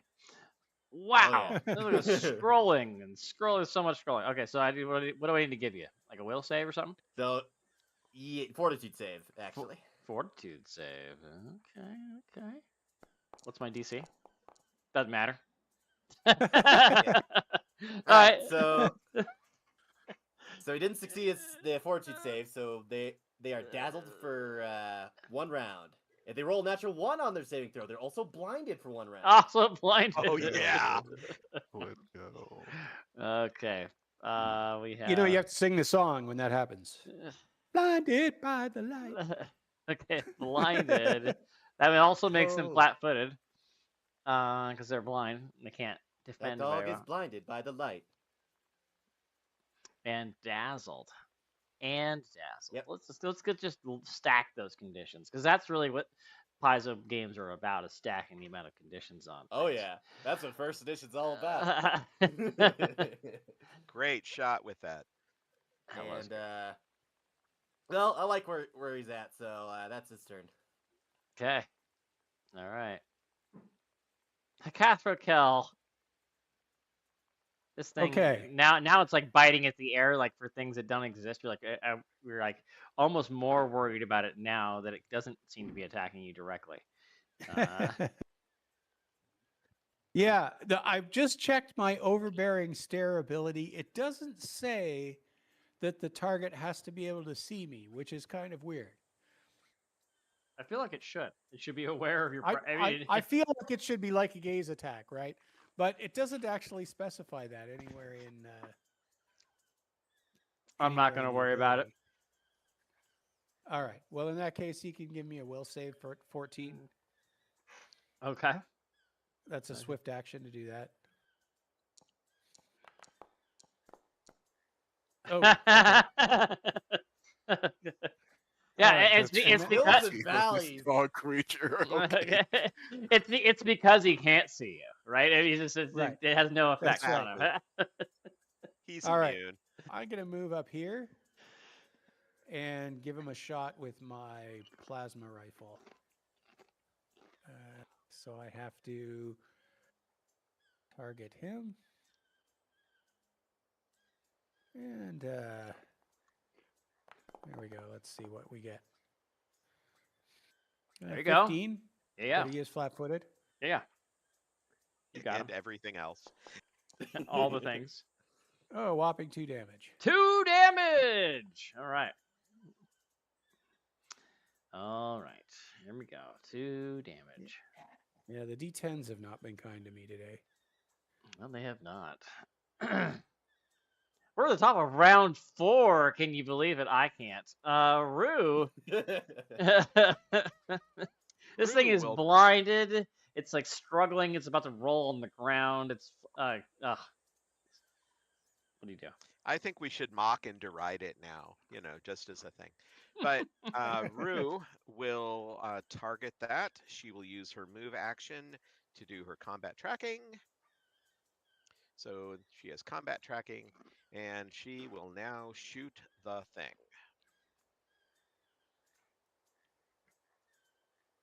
Okay. Oh. Stay away from that That looks- one. That looks promising. Yeah, stay away from the nat one. Okay. You have made contact for 2 electrical damage. We're going to chop gonna- down this we're tree. Nickel and dime this thing to death. We're chipping it away. And that's Rue's turn. Okay. Okay, so it is blind and dazzled. Oh, it's got all the terrible modifiers. I'm just feeling like it could sense things by smell because it's a dog. Low light vision, doesn't say anything about other senses. Whatever. Where did Catherine Cal go? Oh, you're up there hidden. North. Okay, I see. Yeah, Catherine Cal went north. Okay, well, you just shocked this thing. That's gonna go towards you. I figured. Yeah, that just makes sense. All right, so it's gonna attempt to bite you. It's got a -1 to attack rolls. What am I missing? I feel like there's something. Is there a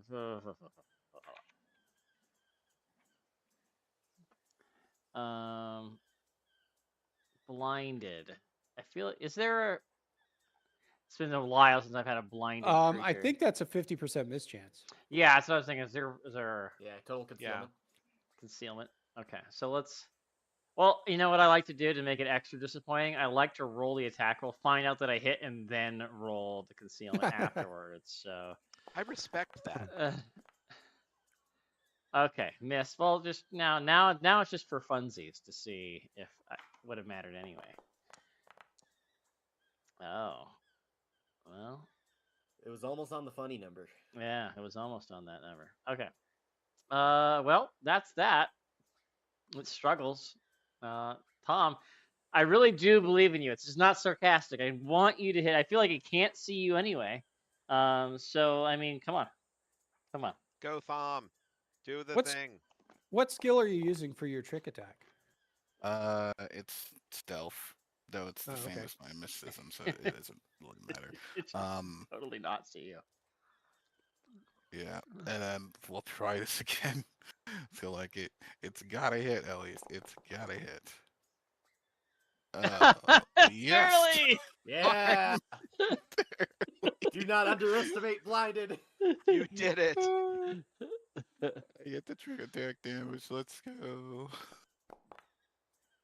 Oh, maximum Full on the trick. damage. Okay. All Oh right. my gosh, well done. It took 4 rounds for this. Oh, Let's go. and it's so close to dead. I wanted to give But you you the kill made shot. it count. Oh god. That's all I can do right now. But you know what? I'm happy.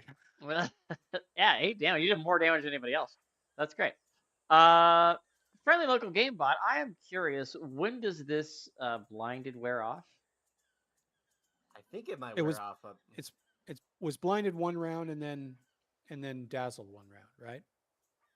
I think it's both. I think it was both blinded and dazzled that same round. Let's see. Is it the end of your next turn? Is that what it is? Must succeed or 1 round per witch warper.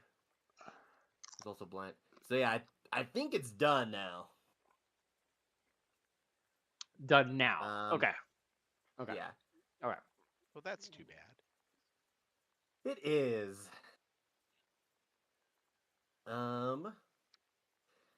I'm gonna Do you try. have do you have hazard? Do I have hazard? The spell? I do not. Oh, okay. I Might- think that's might the have- cantrip that witch warpers get that does damage. Might have to get that after this. I'm gonna, even though it's still bad, I'm still gonna go ahead and shoot him.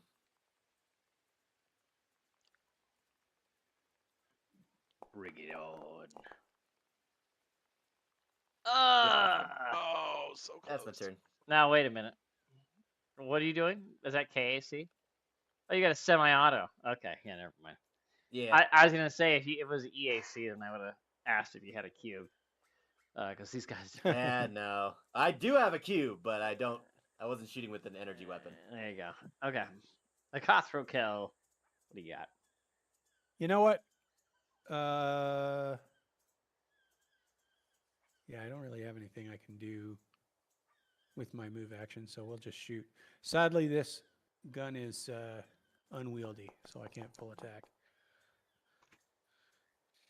That's looking pretty good. That's EAC, yeah.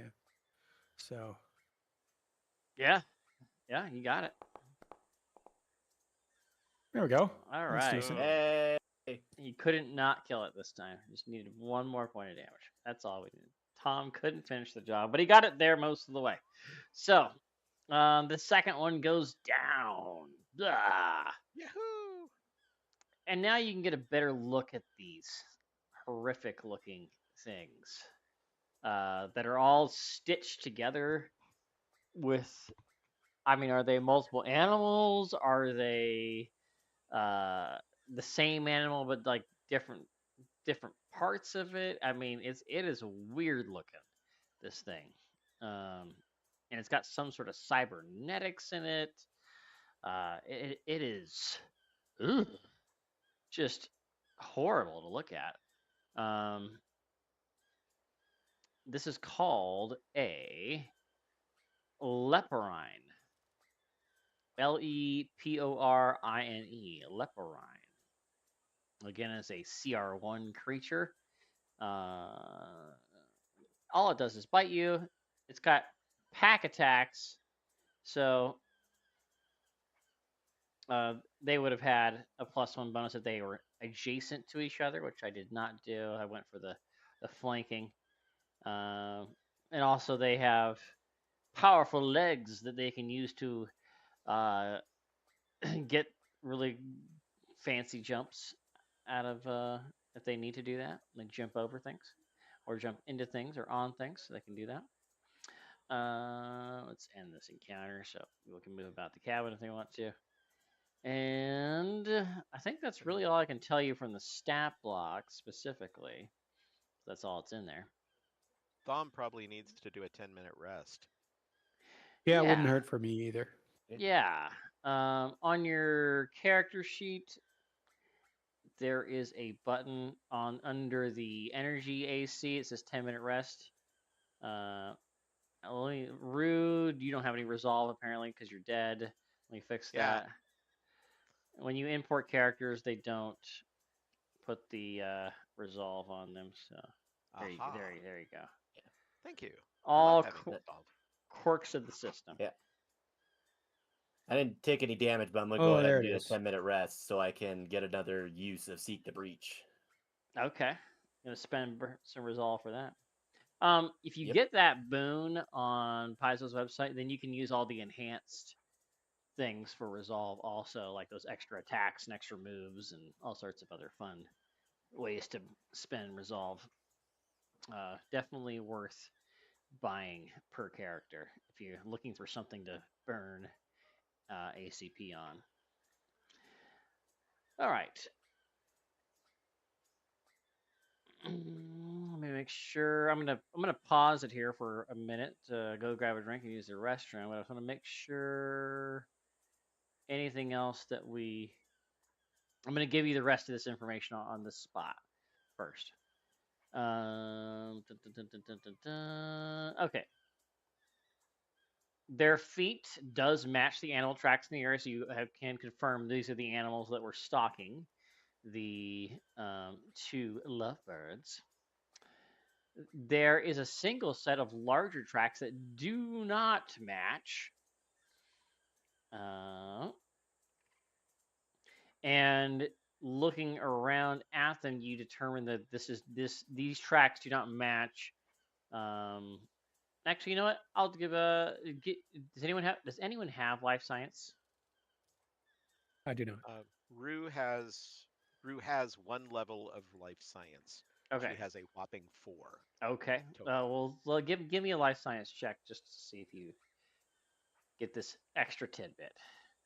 You can tell just by looking at them that they don't match. But Rue, you also know that whatever creature this is, it is not native to Kasath. It's made of imported parts. Correct. Could this be somebody's art project? You know, art comes in many forms. Yeah. Let's see here. Looking over the Leporine, give me a computers check. Anybody would like to learn a little bit more about this situation here?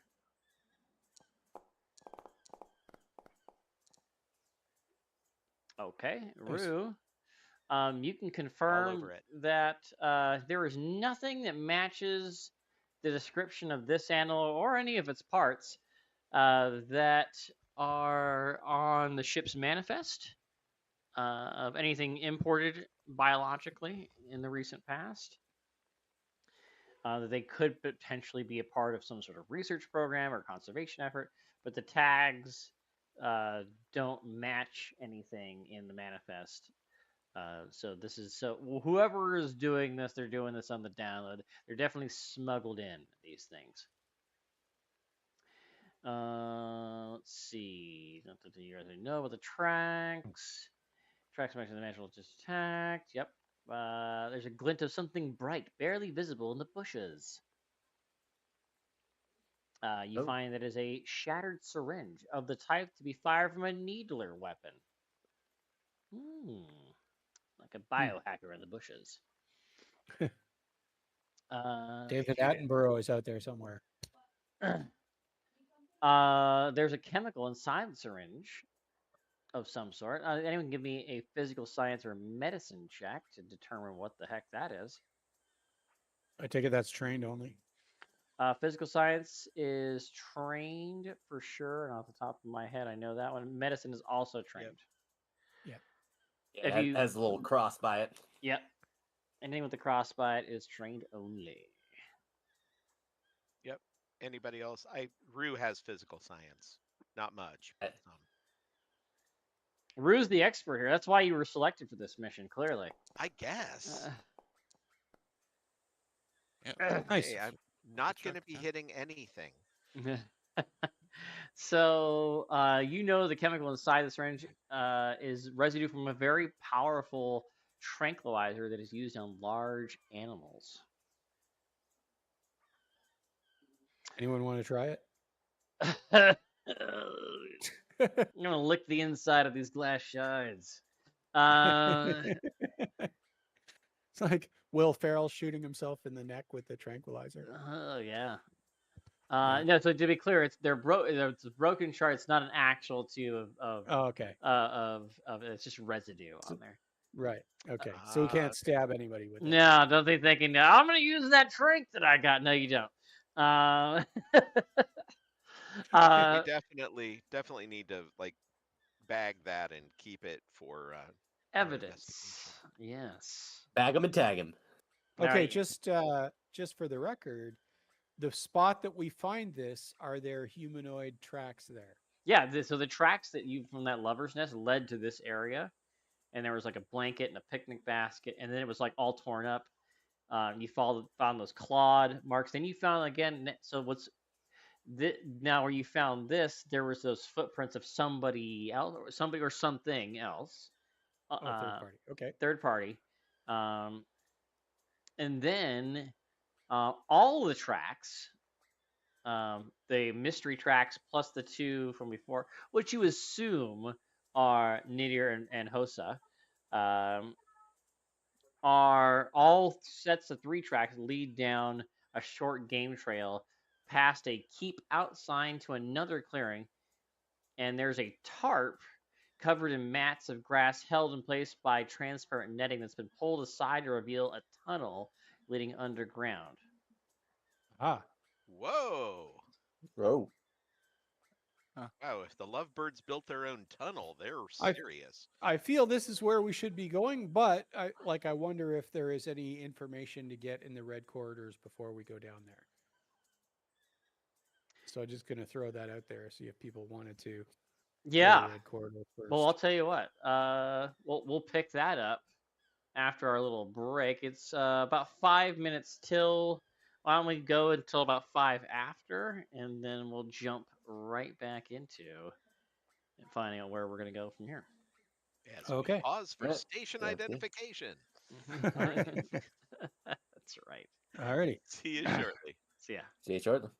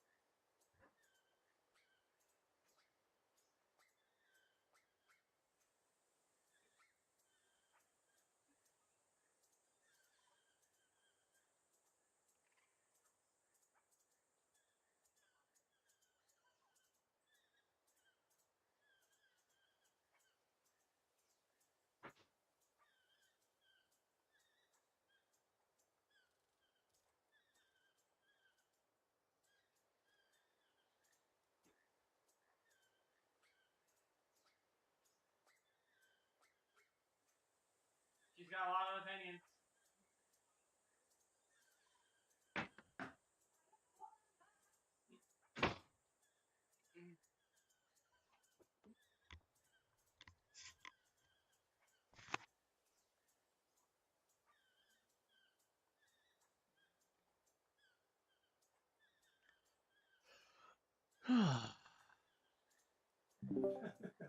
All right. I'm back. I'm back as well.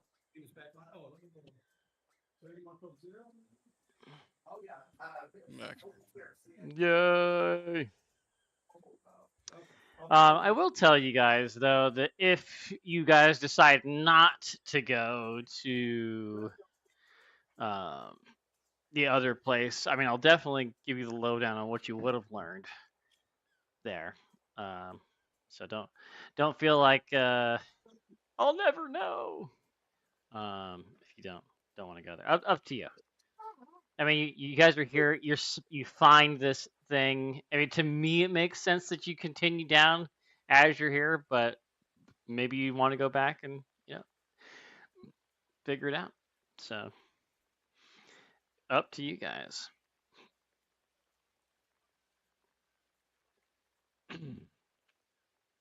Yeah, I'm fine with going to the other place and then getting what little other information and come back. But Okay. So we have I'm one fine vote either for way. there. One vote for the what do they call it? I already forgot. Red corridor, I think is what it's called. Yeah, this is Hakathro. I feel like if we want to be thorough, we kind of need to do that. All right. What We about we might learn some piece of information that would be useful once we go into this hole. okay? What about Tom? Well, might as well. We need to learn more anyway to find this lady. Okay. Rue?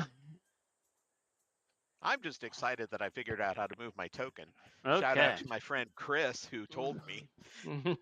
Thanks, Chris. You're a rock star. Okay. So, you guys close the hatch, put the fake grass back, the tarp back on top of it, and head back out to, and you give Zai a call. She comes back by in her orange jumpsuit to pick you up. Yeah? What do you want? Okay, we've got to go to the red corridors. Yeah, That's what sure. it's called. Okay, get in. She's All right. totally like We're gonna indifferent find and more annoyed. clues. Yes, and we will need a transport back to the original location, but with this first location. So don't drive off too far. All right, sure, whatever. And she's like gunning it with like no regard for the wildlife preserve that you're in, and just like it just going over the hill. Like it kind of becomes clear to you. Just like you might want to strap in. And she just is just no regard at all. Just four wheeling over this. It's like like a true ATV. It just goes. It is literally all terrain, just going over stumps and rocks, and the occasional jump through water. Doesn't care. Just like making a straight line. Like this is the fastest path. This is what we're doing. She makes it to the edge of the red corridor. Goes, yep, here you are. All right, thanks. Thanks. All right, yep. Call me when you need me. Bye. And takes off. Bye. All right. To the red corridor. Ooh, there's red corridor ambience. Let's go back to the other one. Let's go back here. All right, I'm going to get rid of this and that. I'm going to pause that, and we're going to activate the red corridor's ambience. We're going to make the full use of this module. Okay. You have no trouble finding the entrance to the red corridors, of course, because Zai helps you out. The red corridors are a ramshackle cityscape clustered beneath Covey's glittering habitat towers. Much of its territories are basement complexes connected by underground passageways. But its culture spills out into Covey's lower neighborhoods with art galleries, curiosity shops, and nightlife spots run by people living within the red corridors. Covey's base level neighborhoods are full of streets lined with busy shops. Every few intersections, industrial tunnels descend below street level. The tunnel walls are impossibly colorful, covered with vibrant artwork of various types. Murals, sculptures, hollow projectors compete for the senses at every single turn. Red signs beside the opening to these marvelous passageways designate them as entrances to dedicated autonomous zones of the Adari, commonly known as the infamous Red Corridors. Ooh. The signs include tourist safety warnings that crowds of people milling about in the area are taking pictures and eating street food are happy to ignore. Wow. uh, Okay. let's see here. Okay. If you are looking for Nadir or Rahosa, which you obviously are, you can do that by talking to the locals with a culture or diplomacy check. So you chat it up with people. Diplomacy, you say? Have you seen this boy? Here you go. That's what new culture. So that's nice. Oh, what do we have there? Oh. Is that a natural 20 that I see? That was a natural 20. Oh. Oh, dang.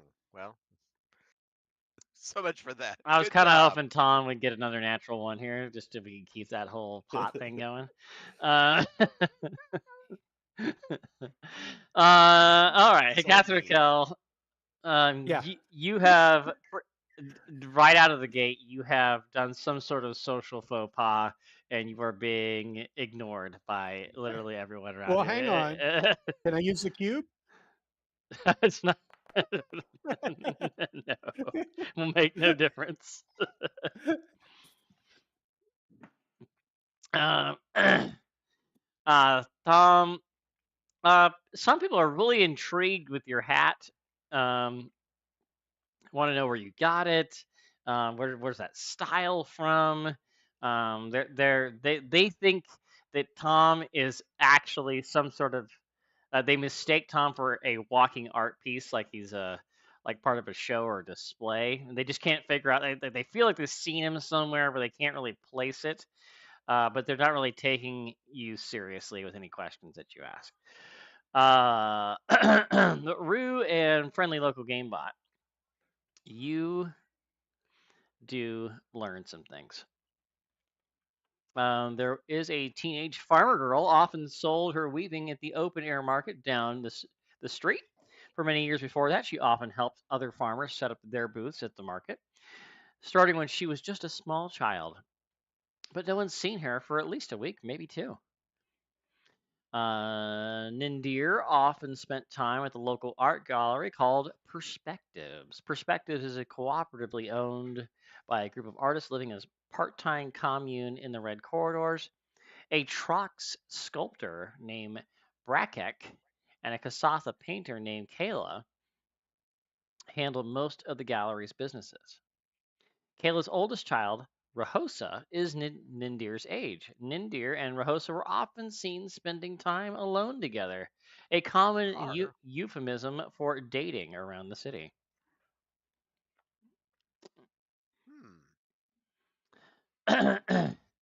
Rahosa went missing a few days ago. His mother, Kayla, is doing her best to carry on, but she is devastated after her son's disappearance. Kayla works most days at Perspectives, but nobody knows who is willing to share. Okay, but nobody who knows her is willing to share personal information about her or give her out her address. Her host's friends know he and Nindir were making plans to start a life together once they could afford it.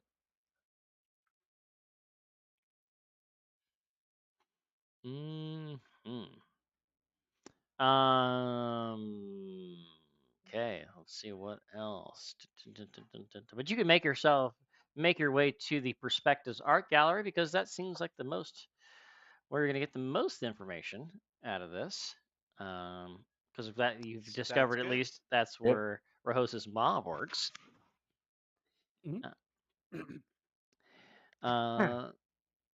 You arrive at the perspectives, and the only artist who is currently working is Brakic.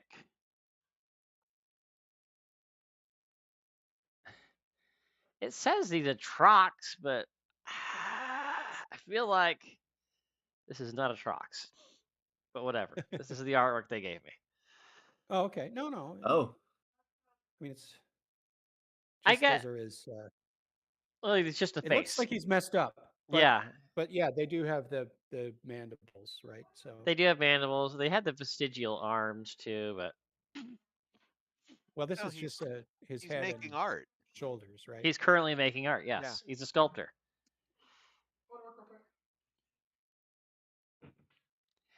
Well, Okay. let's get our face up there to talk to them. Okay. Brakic is friendly, and he is currently welding a metal sculpture when you arrive. Brakic chats with you, but he does not. He's like one of those. And I sometimes I call them NPCs from like Law and Order, where he never stops doing the thing while he's being interviewed. So he just continues to work on. He just never makes eye contact. He is into his work.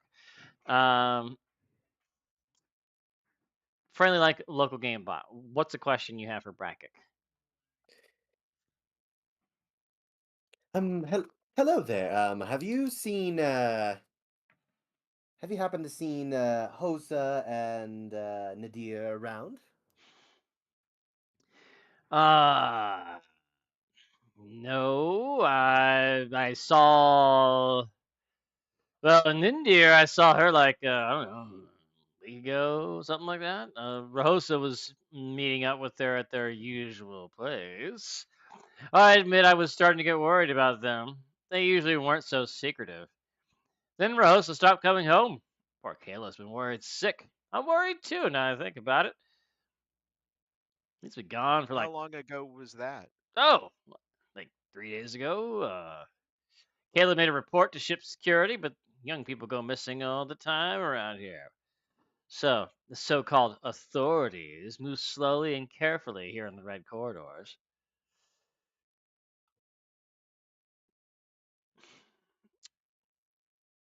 Rue, Hmm. Yes. any additional questions you want to ask him? Let me think. So he hasn't been around for a few days. Mm-hmm. And they did he tell us that they had been kind of seeing each other In a nonchalant way, yes. in a roundabout, nonchalant Uh, way?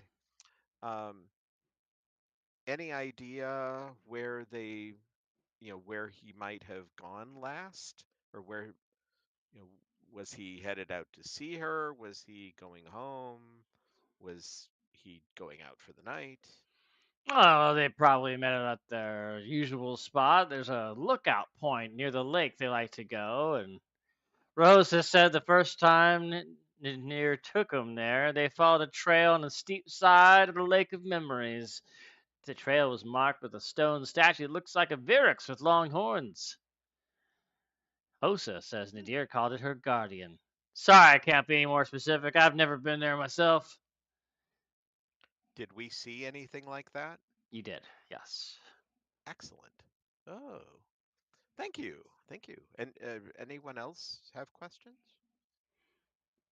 Oh, Um, okay. Well, before I actually ask the question, I just want to make sure. Uh, um, the girl disappeared a week ago, but the boy was seen 3 days ago. yes. According to this person, yes. Interesting. Hmm. Okay. Well, I'd but ask. to be clear, this person says he hasn't seen Nindir in weeks, but he knew that Hosa. Ah, He okay. saw Hosa 3 days ago. So it's not that the Shino You know what? necessarily went missing. It's just that he hasn't seen her in weeks. Okay, I just want to make sure. I mean, that seems a little fishy that the times that they disappeared were different. Um, so I want to do a sense motive check if that's all right. Sure. Uh, and that's pretty good. Yeah, you don't get the feeling at all that he's trying to mislead you in any way. He's just telling you what he believes to be true. Okay. Had Rohosa joined the cult of the Devourer anytime recently? He actually does pause. It almost drops what he's working on. Like, what did you say to me? Never mind. Wow. I misspoke. Like Shots shaky. fired. He just does this like shake of like this. And he picks up his metal work again. And he gets to working on it again. Tom, anything you want to ask? Braddock or Bracket? I guess what's the name of the person he said that would it be worried? Oh, Kayla, about which is the Rahosa's mom. Rahouse's mom. I guess if he knows where she live. Yeah, he's not giving that up. But he just says, she lives around. I can tell you, um, that she's definitely worried about him.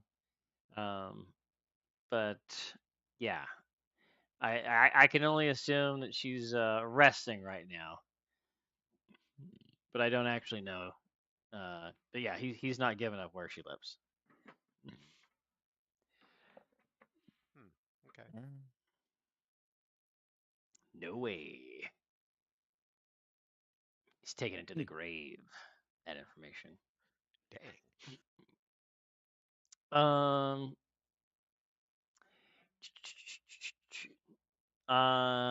Let's pretend that you asked if you wanted proof of their relationship together.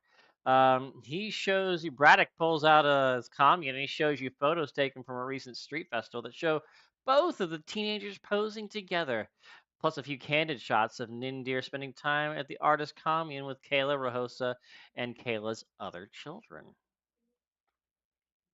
So Rahosa has siblings, it would appear. So she's Okay. getting to know the family. Downstairs. You won't. It specifically says he won't give out Kayla's address. Explain that she's taking a break. Oh, that's exactly what I came up with. That's interesting. Okay. Yes, she's resting right now. What else? Oh, there is a boutique nearby with an elderly Kasatha woman known as the Seamsteer. Ooh, she has artwork. Artwork means they're important, right? Clearly. Seamsteer. They wear intricate handmade clothing and are already displaying some of Nindir's weaving in their shop. They haven't seen Nindir since the job interview about 2 weeks ago. They hope to have Nindir begin working soon, but are worried that it won't be possible if they're not going to show up to work. Fair.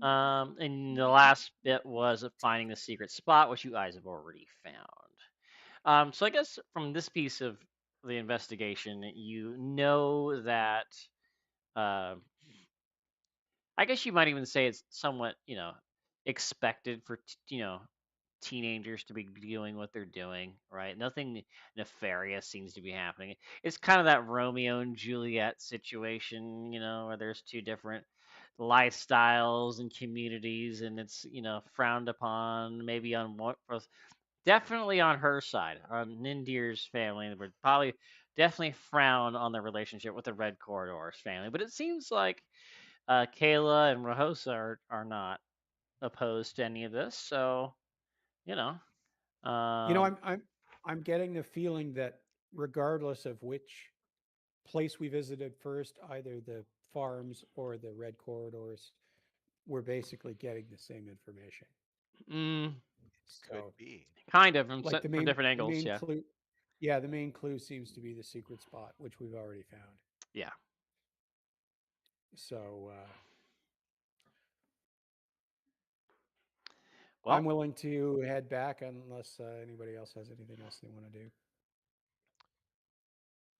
okay. One for heading back. I'm good. Two. I'm good with Yeah. heading back.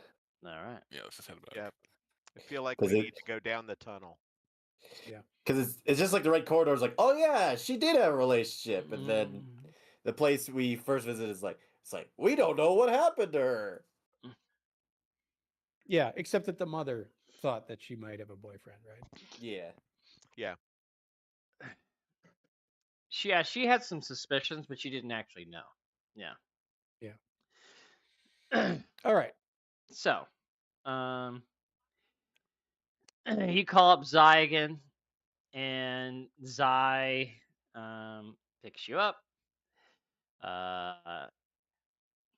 Yeah. You guys all done? You guys figured out? That's why you're calling me? Yep. We just need to go back to where you picked us up before. And she just stares at you, Akathra, deadpan. Like, you want to go back to where you just were? Yep. Yep. Yes. All part of the investigation. And she just continues to stare at you for an uncomfortable moment, and then she's like, "All right, fine, get in." And then she whips that thing I am around. not one to have a staring contest with. You're getting paid mileage. It's like, yeah, whatever. I got things to do. Lot of work to do. Okay, a lot of work. I don't mean, yeah, I'm happy to help the captain out, but you know what? I got things to do. And she just like whips that vehicle around. You know, kids are screaming as they duck out and dodge out of the way. She gasses it through the tight alleys of the red corridor out into the sea of grass, just kicking up dirt and grass as she floors it all the way back to the thing. It comes to a very abrupt stop, almost launching you out of this cart that she has. And she goes, "That's it? Is this where you want to be, right?" I guess. Yeah. Yes. Okay, cool. All right. Well, call me when you're done. And then she just whips it around. Doesn't wait for a goodbye or nothing. She's just gassing it out of there, leaving a whole nother trail. Every time she does this, like it's like going across someone's lawn with your car, and just leaving those big giant tracks. And yeah. She's got stuff to do. Doesn't need to be here. All right.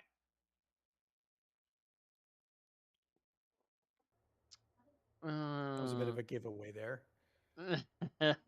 Underground research station. Yeah. I mean, I feel like these maps shouldn't be named until you actually figure out what they are. PC I start know. here. Yeah, PC start here. I love the ones that say like ambush site or like things like that. It's like Yeah. That's especially useful, and we appreciate you putting that one up. For the record, I will be holding my gun this time. Okay, I mean that's Oh fair. yes. Yeah. Rifle out. Yeah. Rifle out? Okay. Gun out. All right. Not even gonna give my characters a chance. I see how you guys are. That's fine. All right. So let's drop you in. Let's do that. You right there. You right there. And I'm missing one. You right there. Okay.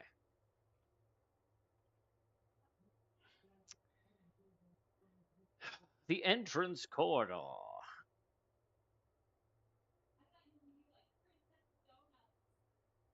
Let's see here. Ah, here we are in the entrance corridor. Yes, the entrance corridor. Opening the door to this complex unleashes a wave of cool, air-conditioned air. Sterile and metallic concrete structures form a corridor leading past intersections of bunker doors and towards some kind of electronic hub or workstation. Overhead, Long fluorescent tubes shine with light as bright as the artificial sun outside, but as cold as the metal tiles underfoot. Okay. All tracks, again, they stop abruptly as you enter this area right here. And I think somebody. I think it's you, Pags. I think you get some background noise going there. Oh, Okay. So. I feel like I just need to look at one person's character sheet for no reason in particular. I don't see it. I don't see it. I don't see it. It's not there. Okay.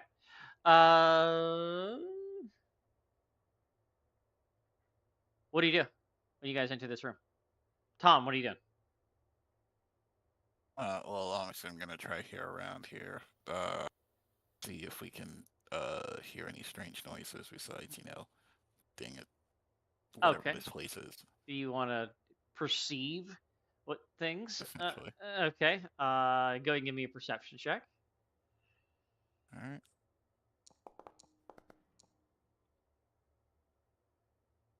Yeah, decent. 17.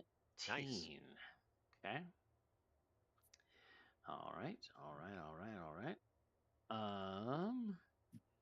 You do hear things. There are tiny little cleaning drones that scuttle across the floor, keeping it spotless. There's some like on the walls, on the roof, on the floor. They're all over the place. They're adorable. They have little googly eyes glued onto them and smiley faces hand painted on them. How They big are. are they? They're probably about the size of a softball, each one. Okay. How do they contain that much dirt and about that size? I don't know, but they figure it out. I don't know. They have little tiny squeegees, brooms. They're adorable. They're not on your chronicle sheet, although I wish they were. So that's you hear that this them going back and forth. It sounds like a really old like printer, like, as they go along cleaning the floor. Catherine Kell, what are you doing as you enter this area? Okay. I take it there that we see some doors here. That those are the little symbols Mm-hmm. marked on the map there. Are there any markings on them that say what those rooms are?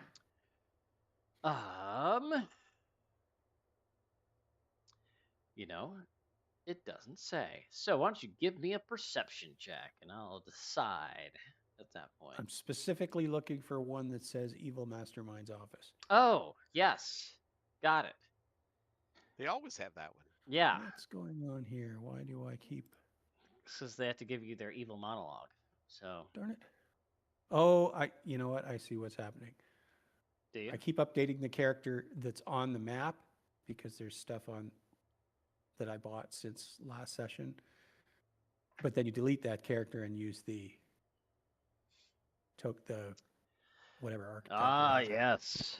I've made that Okay, mistake so many times. I have to. Where are we? There we go. Okay. Perceptione. Yeah. And the reason Is you? for that, where's perception? There we go. Because I have one of those broad spectrum scanning kits. Oh, and a 20. Okay. What languages does Hakato Kel speak? Or speak/read? Where are we? Languages. Oh, it did not import. Hang on.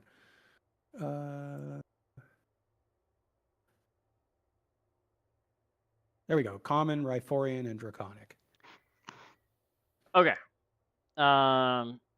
You're just not going to believe this, but everything's written in Kasathan here. But you can glean that next to one of the doors, there is a symbol right here next to this door that shows like a lab beaker up here, and then up here there's a sign that shows like a crate of some sort with an arrow pointing in this direction to the Okay. north. So you get the feeling. Oh yeah, I'm just gonna give it to you with that natural 20.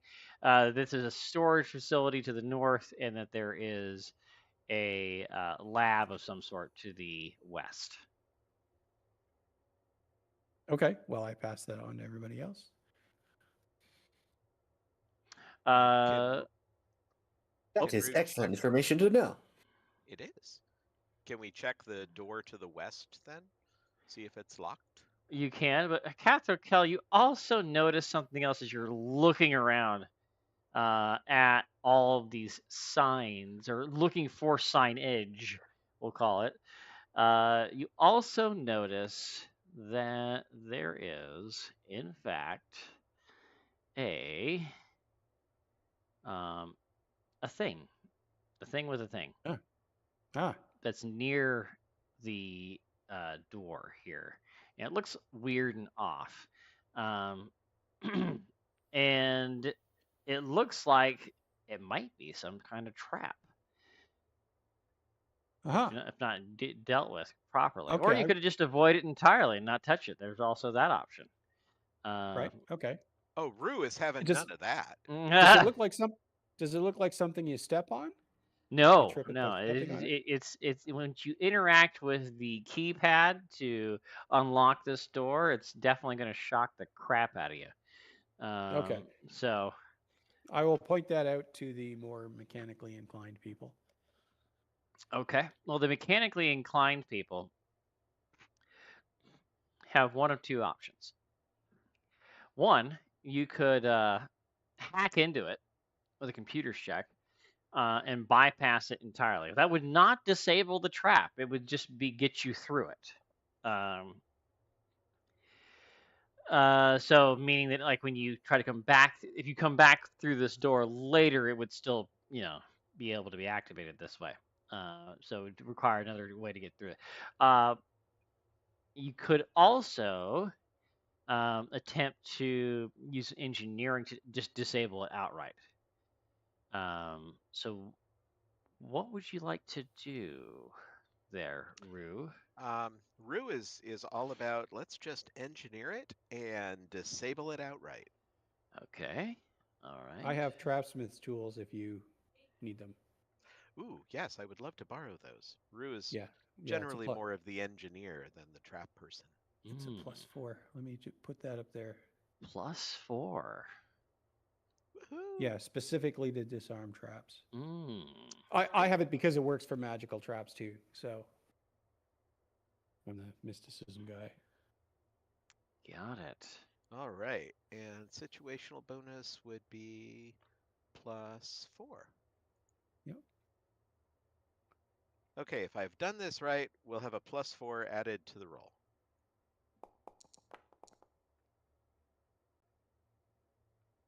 It appears that you We have. do. Okay. 23. 23. Okay. You have disabled the jolting console trap. Looks like a bear trap, apparently. So, I'm just gonna put that out there, and I'll just put it. I'll mark it as dead. That'll be easy. There we go. Okay. Yeah, I could have actually stood in the middle of that, and it could have gone off and just missed me. It's so big. Yeah. It would have done that much electric damage to you, and then it resets immediately, so it doesn't. It would just continue to shock people dang. over and over and over. Yeah, that's super fun. Okay, but you're fine. You're fine. You disabled the trap. Good for you. But that's all you've done. So, I'm just gonna move you guys into the room all the way here. Let me make sure of something real quick. Take me there. Take me there. Right there. Okay. Oh my gosh. Shut up. This has got to be wrong. Okay. Whatever. Oh my gosh, question mark? Yeah. Okay. I think I did the wrong trap, but that's fine. It's fine. Oh no, I didn't. Oh, all the links are broken for these things, so it's fine. No, I'll just tell you right now that opening this door. Okay, hold on a second. This doesn't make any damn sense. Okay. Oh, they're locked. Okay, so how do you get here? How do you get there?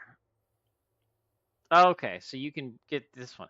So this door, I'll just tell you that there's no way.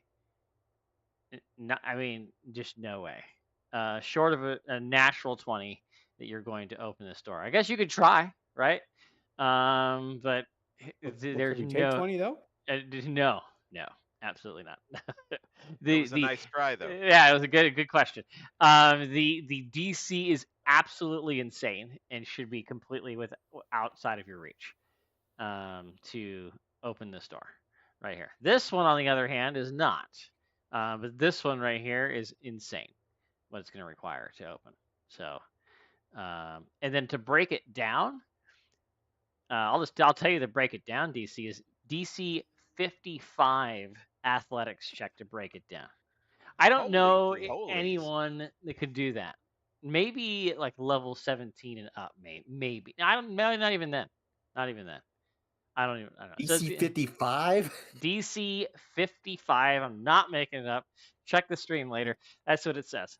So yeah. So I'll tell you what. On a natural 20, if you want to try to unlock the door, I'll allow that on this one. But past that, really, this door is where you're going. Well, which I'd is say still locked, let's by just the way. go straight. Well, I'll go work on that door then. I don't want to even try. I don't want to waste a nat 20 on a door.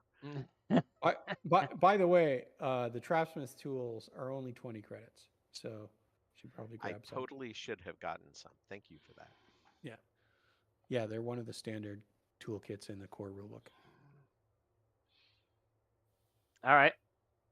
Maybe Tom goes back a little bit. Gives Rue some room to work. Okay. Let's see what you got. Engineering. Yeah, let's do engineering. Engineering. Here we go.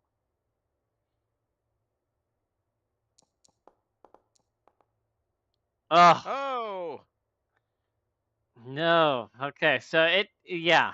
It's defying me. It eludes you. You hear a voice come over like an intercom system. And it's just laughing at you. Laughing. The thing, oh, little gnome. You think you would get in here so easily. And then the voice fades out. Okay, well, apparently somebody's home. All right, I look around for cameras. Oh, yeah, they're all over the place. There's one when you came in. There's one about the door. Yeah, they're at every possible entrance to every single exit in this room. Can I try the door again? Sure. Try it again.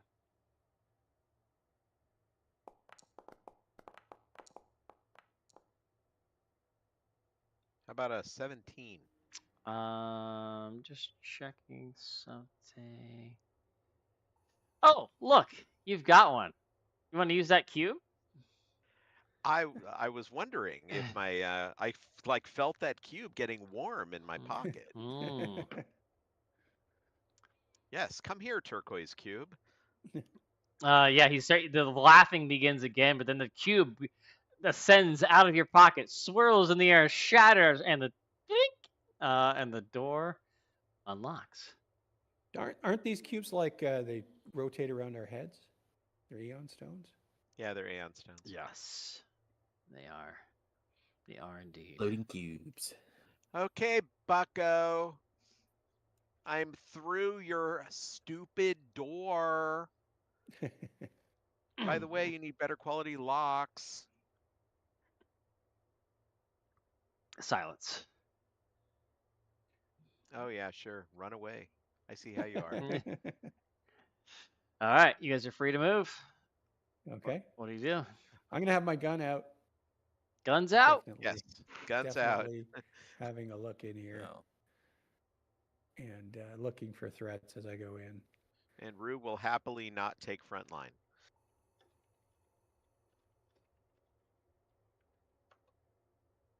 Yeah, I'm not Alright. especially tanky either, but I can heal myself at least if I have to. All right, you come to another corridor. Again, there are doors to your right. There's doors to your left. The door to your left is the same type of door that you saw earlier. Okay, look around for traps again. Where's my right? I can tell you it looks like the same kind of door. I'll because you got a natural 20 on that earlier. I'm not even gonna let you roll for it. You can spot there's the same thing on it. You could just walk right by it. You don't need to mess with it. So it's Okay. up to you if you guys want to deal with it or not, or you can just walk right by. Okay. So no traps on the other doors. Not on this one, Or and not on these two over here either. what is this thing in the middle here? What is this thing in the middle? It doesn't say what it is. I'm gonna say it's like some sort of computer console of some sort. Yeah, That is interesting. could be. Oh, you just walked into the trap. Okay, so Tom, no, I was gonna you take. Just kidding. Okay. Oh my god. Ah! No, he's zapped. Take him to the floor. The only thing remaining is that sweet, sweet cowboy hat. I was gonna ask, is this doorway supposed to be I will shut? put on the cowboy hat in his honor. Yeah. Yeah, for some reason, I think, like, if you look at this, shouldn't be there. So, like, there's another door here, in here. Yes. But yeah, there's a door right here also. So, but yeah, these Wow, doors, we have a lot of doors. I'll just open them for you. There's nothing in them. They're all empty rooms. So you open them. They are clean. They like every now and you find like one of those like cleaning bots in it, diligently scrubbing the floor, or the roof. All the doors. Yes. All right. All right, so I guess we keep moving forward. Okay. You guys should be able to click on that door if you want. Another locked door, or This one does not appear to be locked. No. oh, it opened. Ray. Okay. You find boxes and crates that are stacked along the northeastern wall. Some of the containers are open, exposing the contents inside. Prepackaged food wrappers lie discarded on the floor nearby. The hiss of an air conditioner is audible to the ceiling vent to the northwest. Now, Man. if I were the villain, this is the point where I would lock doors and gas you out. Is what I would do. That would be the thing to do. But that's not what they do because this is a level 1 scenario. So, you find a couple different things in here, in the containers that are open. This is like a treasure trove just sitting there. There is 2. Now it's time to use loot box. Loot box, come here, buddy. Okay, loot box. Oh, no, let's not do that one. Let's do this. Okay, so loot box. There are 2 antitoxins, tier 1. There is 6 weeks of ready-to-eat rations. I'm just going to put 1 in there. There's a basic med kit. Ooh, that's useful. And 2 serums of healing. Nice. We'll probably need those. And look at what you could have got. Furthermore, and this. And an Aeon Stone. Clear Spindle. Oh, That's the isn't that the one breathing that you one? don't have to eat? I think it is. Here's all this food. By the way, you don't need to eat. Well, he probably, oh yeah, negating need for food and water. He probably just lost it in the mess. Like he was That's right.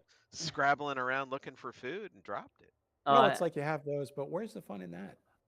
An armor class equal to your character level. Oh, it just says Aeon Stones. It's not telling me what the pearly white does. Negating 3 to 1. Oh, at the top. Okay, got it. What's the other one? The one they're not giving you. Oh, here's the one they're not giving you. Is the one that sustains your ability by negating your need to breathe. That's for levels Right. 3 and 4. You don't get that one. Yeah. Although we all have armor, so I don't need to breathe anyway. the armor can That's can true. seal up. That's true. Okay. So yeah, that's what you find. Okay, well, I guess we should definitely take well, we'll take all the stuff, you know. Well, 6 weeks of R2Es is like a ton of weight. That's a And lot it's of just food. Yeah, it's just food. Oh, yeah. I'll take Good one. point. If I get hungry while we're walking around, I'll eat one. We should probably split up the serums of healing so that, you know, they're spread around the party. Yeah, you can just Okay. drag them out of loot box into your Yeah, inventory. I'll pass because I can cast Mystic Cure on myself if I Okay. need to. So Cool. I guess Rue will take one. for the record, against for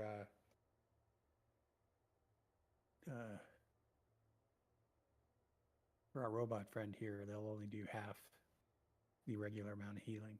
Oh, yeah. Oh, yeah. So Does anyone else want it instead of me then? Well, you might as well hang on to it because you could always pass it to somebody if we need it. True. Okay. Yeah, I'll keep it then. Yeah, I'll take one of the antitoxins. It worries me a little that we have antitoxin. Alrighty. Yeah, I kind of. How long do they last? Great question. Antitoxin. For a number of hours equal to its tier. So 1 hour. Okay.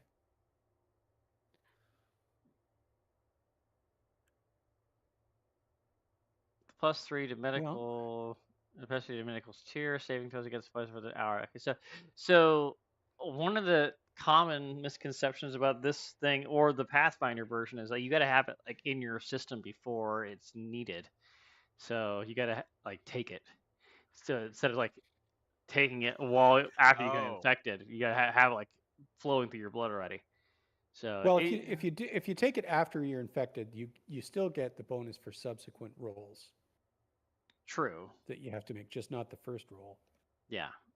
So, but that's really the one that you want, right? You want to deal with the onset. Yeah, admittedly, yeah. Okay, what is everybody's fortitude saves? Mine is +1. I feel like the guys with the weakest fortitude saves should probably get them. Yeah, Rue is +4 fortitude. Willpower is her weakness.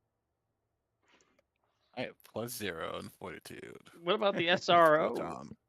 I guess the SRO, they get a bonus though against poison, don't they? I'm pretty sure they do. Yeah, let's see. Can you be poisoned? I'm immune to poison. Okay. Unless they specifically say they're against constructs. So yeah. I don't need it. Do you guys want to take them now? And just assume that we'll need it at some point in the next hour?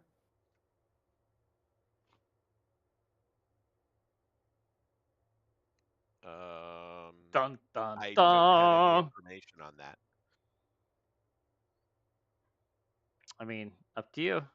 I mean, my advice behind the screen would be that if you're going to possess it, you might as well consume it right now. As opposed to hanging on to it later. Yeah. How long does it last? Hour. 1 hour. Yeah. 1 hour? Yeah. Well, And unless we have come into a massive dungeon, then we can probably clear it in an hour. All right. Yeah. So I'll take one and I'll use it. okay. So.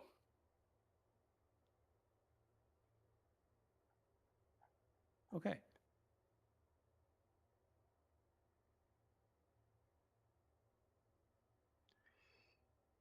Only one, Alright. right? What's that? There was only one anti-toxin? There's two. There's No, two. there were 2. I took one of them. I don't know who has the other one. Wait. I may. Oh, sorry. I put it in mine. Okay, that was There, what I put it back. ask. Alright, cool. We'll take the other one then. Please take it. Nothing. Alright, and then there we go. So Tom will take his now as well.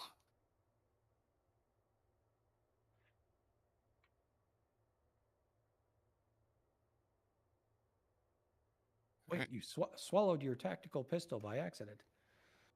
Oh no. I'm sorry, it had cheese on it still. That's right. Well, depending on how this adventure goes, we'll see if that happens or not.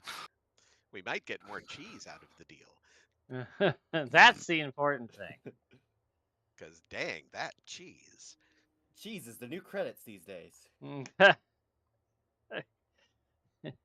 I'm probably dating myself with this reference. Did anyone ever watch an old Nickelodeon show called Real Monsters? No. No. Wait, was that one of them had like hands that were holding eyes? Yes. Yes. Yeah, I watched it. Yeah, when I was a okay. kid, yeah. So their currency was toenail clippings, and Oh my god. and it was like they would break into like nail salons and steal, like they would, like, for some reason the people there were keeping jars of the toenail clippings, right? And they're like, ooh, we're gonna be rich, and all this stuff. Also, super creepy thing on that show was when they came back from these raids that they did. I need to rewatch this show. They would like had this device that they would like put you in like this electric chair looking thing, and then it would like broadcast your memories of what the raid happened. Like it was always like this super tyrannical person. This is the way I'm remembering it anyway. That would like ask you how the mission went and like if you were hiding anything, and then they would always just like, let's see it, and they would like all like put him in the chair and strap him in, and then they would like see what really happened. I was like, man, that is a super sci-fi device. Anyway, sorry, got on a tangent. All right, so you got those things distributed. Yeah, it looks like we've left behind the Eon Stone. Okay. Medkit. Who has medicine? Rue has. Does Rue have medicine? Yes, Rue does have medicine. Well, She is +7. I think someone has engineering too, because SROs basically use engineering to heal them. Mechanic, yeah. I got Right. you covered both ways. Sure, I'll grab the Great. med kit. Hey, voice. You got some good stuff here. We found all the things you lost, and also a pair of socks. They're gross. Oh, look at those socks. You found nothing. And it comes off. I think we're pissing him off. All right. Well, let's look at the door to our. Is that west? I assume north is the top of the map.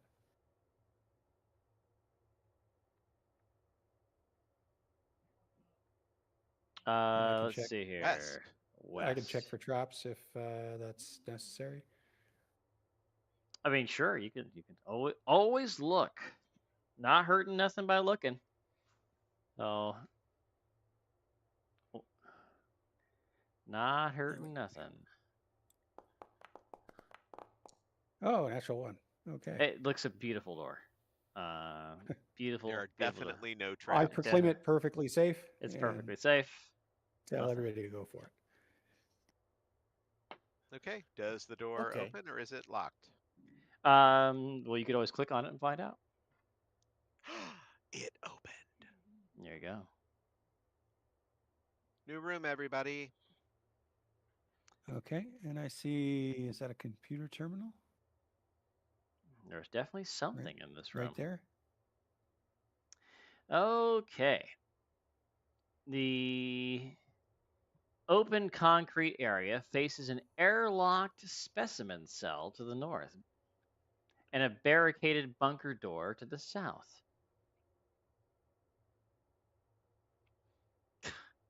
Again, with that DC 55 to break it down. I'll just tell you, the computer's check to get through this door to the south is DC 35. Computer's Oh, check. piece Yeah, of cake compared to the other one. I I don't mean, see that happening. yeah, it's not. There's They no really way. don't want you going to that western area. Well, I mean, like, eventually you'll get in there, right? But they want you to go this roundabout way to get there. But it's like, I'd love to find the party that like, oh, DC 35, I got this, like, and they just. I thought it was like, if you nat 20 it, I'm gonna say somehow you got through it. But other than that, yeah, no way. Okay. What's going on up here?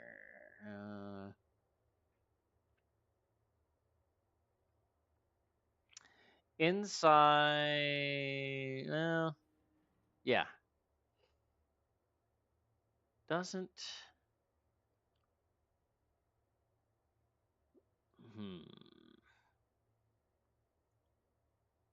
Is there a window or anything? Can we see into this cell? You can look inside that cell, absolutely. Looking inside there, it looks like there's some sort of like tubes. There's like something was like hooked up, just like some sort of medical equipment in there. There's like an IV bag and some surgical tubing, and Ew. doesn't. It's like looking into the one of those tube chambers from like Final Fantasy VII, where like Cloud's looking into the thing, and it's like there's like random pieces of flesh in there, and you're like, well, I'm not sure what that even goes to. Yeah, that's what you see in there. Okay. That's in the thing to the north? Yeah, that's what you see in there. Should we open that door? It's locked. You could Okay. definitely. Want me to unlock it? You could try. I would love to try. I mean, it's your prerogative, Okay, you unlock the door. Inside this, you again see exactly what you saw before, but now from this point of view, from the inside, you can also see that there is some sort of claw marks that were on the inside of this cell, like something was trying to get out any way possible. It looked like something was losing its mind in here, trying to claw its way out on all different Same sides kind of of this thing. claws. Oh, I'm sorry. Same kind of claw marks that we saw outside. Very similar, Like yes. Yeah, very similar. Do you think this could be where those things came from? Yeah, it's plausible. Does the computer have any information on what was in there? Not that I have computers, but somebody else could. Jeez, there the is gnome's got to do everything. If there is information in there, it's probably of value to the Starfinder Society. Yep. Can I get into the computer?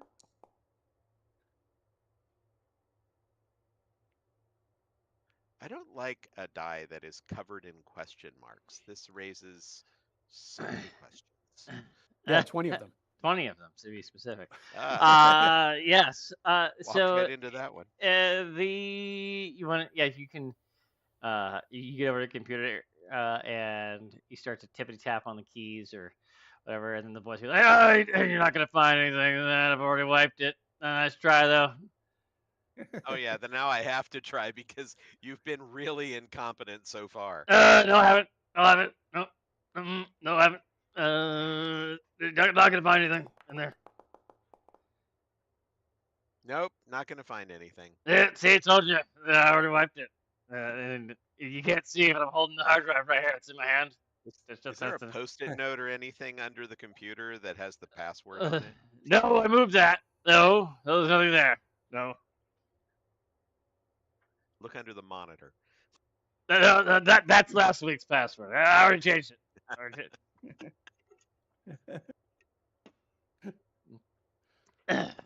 Yeah, nothing there. Okay. The voice cuts off. Yeah. All right. Well, I suggest we just keep moving. Yeah. Okay. All right. Here we Keep on glow. trucking. Well, there's a door to the west.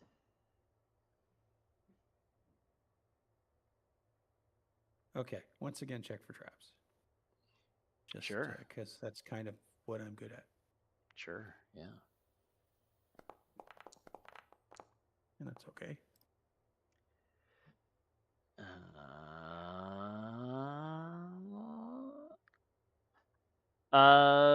Nope. No traps on the door. No traps at all. Nope. Nope. Okay. Nope. No. Why would there be traps on the door? That's weird. Who knows? It's just crazy talk. That's crazy talk. All right. Is it locked? No. Green means go. It's good to go. Great. All right, Off we go. you open the door. Yep. This looks interesting. Okay, in this What- room. Oh, I'm gonna wait till everybody gets in. This is a control room of sorts. There are a ton of computers facing the wall of monitors and displays. Many monitors play live security footage showing every room of the facility. One monitor. It's like you've been watching us. One monitor plays a local news channel that's on mute. All others display data about creatures labeled leporine. Okay. So there's the data we were looking for. Didn't we run into those guys? You Yep. did, yeah. Mm-hmm. And yeah, Rue is going to look around up like she's looking at the ceiling going, wait, didn't we kill them? Well, there might be more. Good point. We thought there was at least 3 sets of tracks of animal tracks, right? There were, in fact, 3 sets of tracks. And one was bigger than the ones we saw. Yes, one was quite a bit bigger. All right. So we know that there's at least one more of those things. And it's bigger. Yep. Okay. Do you want to try to jigger with the computer? Yeah, can I do some computer jiggering for 200? You sure? You sure can. Okay. 15. 15. Well, we're going to go down the list here. There's a couple things all happen at once. Let's do the first things first. Okay. We got that one out of the way. Don't worry about that one. That one's fine. It's fine. Yep, not worried at all. I wouldn't be worried. But I mean, I would be totally worried. I'm gonna need a reflex save from you, Rue, please. As you start to tippity tap on the console keys.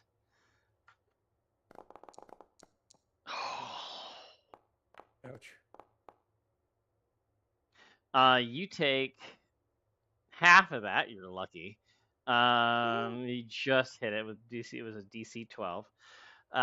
So you take half of the 15 points of damage. So that is, So let's round it 7. down. So 7. Yeah. Ow! Yeah, it shocks the crap out of you. And you hear him laughing over the console. You thought I just trapped the doors. No, I trapped everything. Everything. It's all trapped. Ah! Watch out for the trap behind you. What? Oh, hey, screw you. And it comes off the console. I gotta meet this guy. He's an idiot. He's an idiot. Okay, let's fix that. So you're down to 7. But anyway, on your, yeah, so you don't really, it's got a sound effect. Let's see. Oh, that was disappointing. That was kind of sad. I had to, I'm like spamming it. Oh, that was terrible. I didn't even hear anything. It sounds like just some noise on the line. Yeah. Okay. It was sad and pitiful is what it was. Okay. Well, let's see. So this thing is going to continue to shock the crap out of you unless you deal with it. So, Okay. let's say it'd be just like Engineering? before. Yeah, engineering to deal with it. And it's gone. It's disabled. No, why'd you disable it? Stop that! He's back off the call. I just... All right. Oh, dang. Anyway, there is a ton of security footage. Just at a cursory glance, without even reviewing it, it will take you hours to go through all of it. Okay. So I guess I'll just ask you now. Do you guys want to spend the time going through the footage, or do you want to press on? Can we? Do you want to take a 10-minute rest since you took damage? She's still over half her. Oh, I've been playing 2E too much. I took it out of hit points. Oh yeah. Yeah, let me fix that. I took it out of your stamina for you. Thank you. She's at half stamina. I don't know. I feel like with this guy watching us, we probably need to just press on. Just download it to one of our data pads. Yeah. Yeah. Can we just scan through it really fast to see if it looks like there are a lot of people that use this facility, Sure. or any sign of our 2 missing kids? So the way the files are set up, it's very nondescript. Like it's not clear to you like what dates or times or anything like that. The only thing you can tell is like kind of like in there's like a sequential numbering to them, but it's not like clear if this is like month, day, year or anything like that. So however this data has been stored, it is unclear to you how long each one would be. So without reviewing them, you're not going to know, how to parse through the data just yet. Okay. The other part of it is that's one part. There's a bunch of security footage. Okay. And the other part of it is giving you stuff about the various specimens in the lab. Ooh. This would not take you as long to look through. It would take a little bit of time. There is a module that contains information about the Leoprines that you already fought. There's also another creature called Karosidae, and it's some sort of monstrous creature with a stinger. and cybernetic augmentations. It is described as a modified ambush predator with a venomous sting and the ability to pounce and trample its enemies. Wait, venomous sting. Ooh, antitoxin. Now we know why. Yeah. The file Why there's only notes 2 left. that the Karasidae's ability to phase through walls can be stopped by materials made from star metals, such as adamantine alloy. Phase through walls? That's Yeah. what it says. Another file details animal training regimen based on a combination of behavioral science techniques and pure bravado. A very short video shows a Kasatha demonstrating how his trained pack of Leofrines can perform tricks on attack and attack on command. As you can see here, these Leofrines can respond to my command. You can tell it's the same voice as the person in the video you're watching. And you can see that he looks like. Let's see if I can get this guy's picture. I know I have it in here somewhere.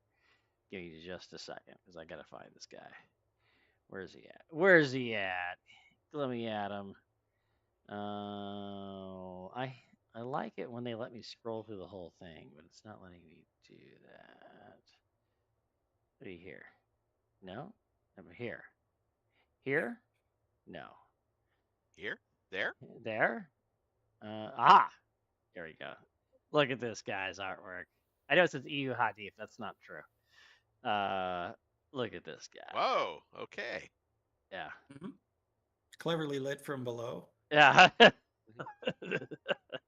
No, they did a great job. Alfred Hitchcock would be thrilled. Yes. Allow me to turn my villain light on. This guy. All right. Yeah, he's a piece of work. Sure is. All right, so I see 2 doors in this room. Yep. Another one of those doors is those nothing doors with those little pocket areas. Ah, okay. Or closet space.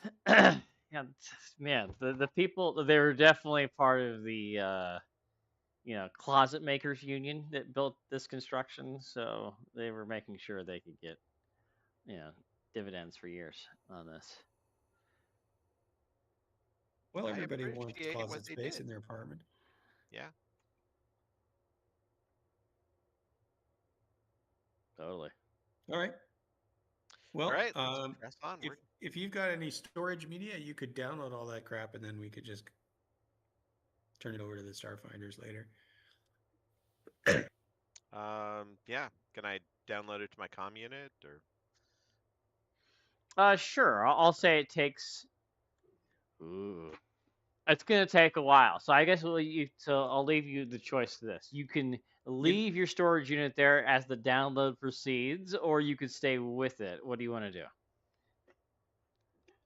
I don't want to be like left behind. Right. I just So- didn't know like how valuable your flash drive is to you. Is what I'm getting at. So do you want to I'll- stay with it and wait the couple? Like it's gonna take at least an hour for that to download. We can always do it afterwards. Yeah, let's just come back and download the data. Sure.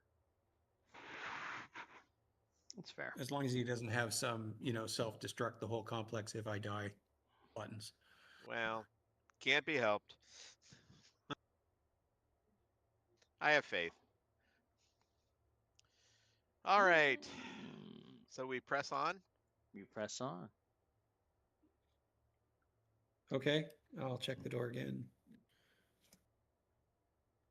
Where are we? Oh, natural one. Actually, that's my second natural one. There's definitely no traps on the door. I don't know why you keep looking around. These guys with the traps.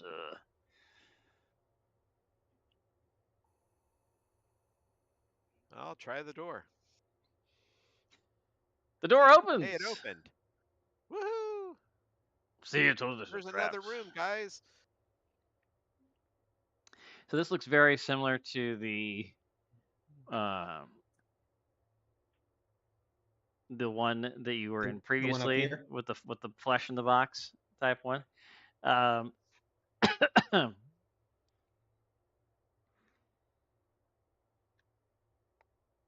And we have it, another. Oh, so it's another box like the one we found. yes, and you peer inside this one. Peer, peer, peer. Wait, why is the gnome peering? The gnome probably has to jump up and look through the window. It's just like little, yeah. On the other Yeah. side, you see this little gnome face keep popping up on the window. All right. Inside, you see a Kasatha. Hey, can we? Do we We don't recognize him, do we? You do not recognize him. I just want to check, make sure he doesn't have a stinger. No, no stinger on this guy. Okay. Uh, And but he's his currently the picture is cowering in the with his name. corner of this room that is locked. Want me to unlock it? I don't know. Do you want Yeah, to unlock it? I suspect that. I mean, he may have information that's useful to us. Okay, I'll give it a So- go. Oh my god. Really? Oh, This is 1E, so we have T-shirt rerolls, right? You do. Yeah. Oh, yes. I am gonna T-shirt reroll that. I hate to waste it on this, but we got to get this guy out. plus however many Novas you have. 4. There you go. Sweet. There you go. Okay, Wow. that's better. It was a hell of a ride to get to 17. While you're fiddling with the door, let me just go ahead and do one of these real quick. I really don't like that die. You could swear you could hear something in the room you guys just left. And then the door closes.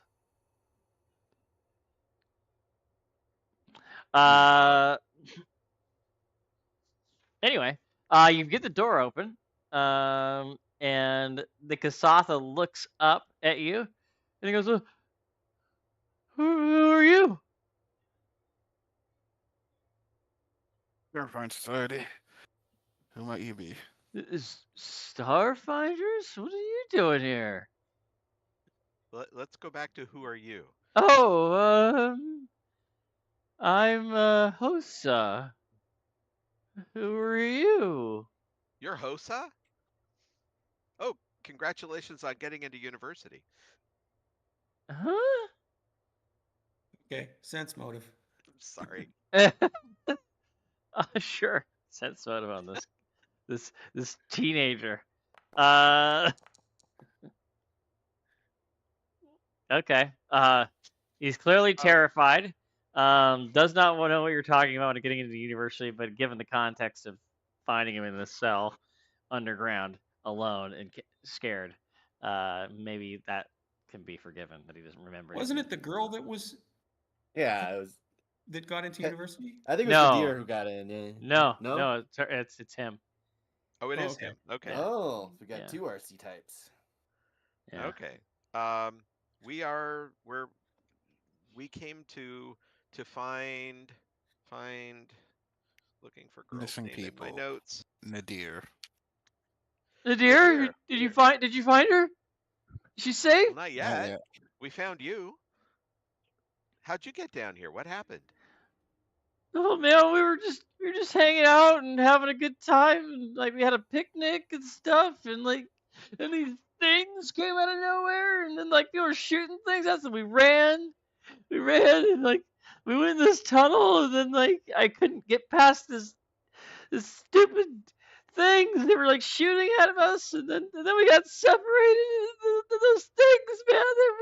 He's like bawling. He's crying, sobbing. He's got two of his hands are like rubbing his face as he's crying. The other two hands are like just moving around, flailing.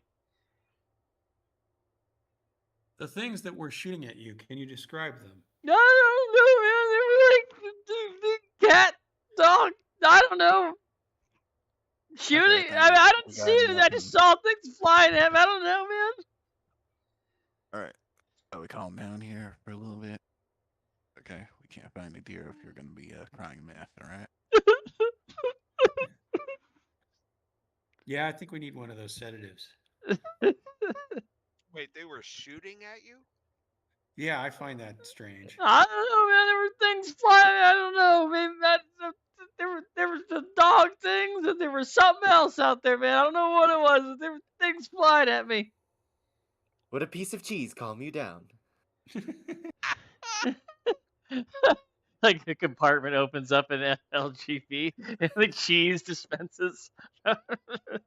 he takes the cheese. He just like inhales it. Just like, he cries a little think more. that did- It's so good. It's so good. I think that helped a little bit. I know, right? That cheese is amazing. He's like, where did you get this cheese? No, it doesn't matter. Where's the deer? Are you gonna find her? Gonna find her. We're gonna find her. We'll find okay? her. We'll find her. Keep the faith. All right, the question is, do we want to leave him here or do we want him following us? Well, there was someone that closed the door behind us, so I don't know if we should leave him Yeah, here. we can't. Yeah. Yeah, we probably better bring him. Okay.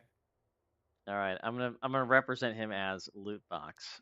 So Come along now. Okay, I'll just go down and He'll hold all the cheese, so they'll calm down. Would Search you like for more? shrubs Would you again? like more cheese as you walk?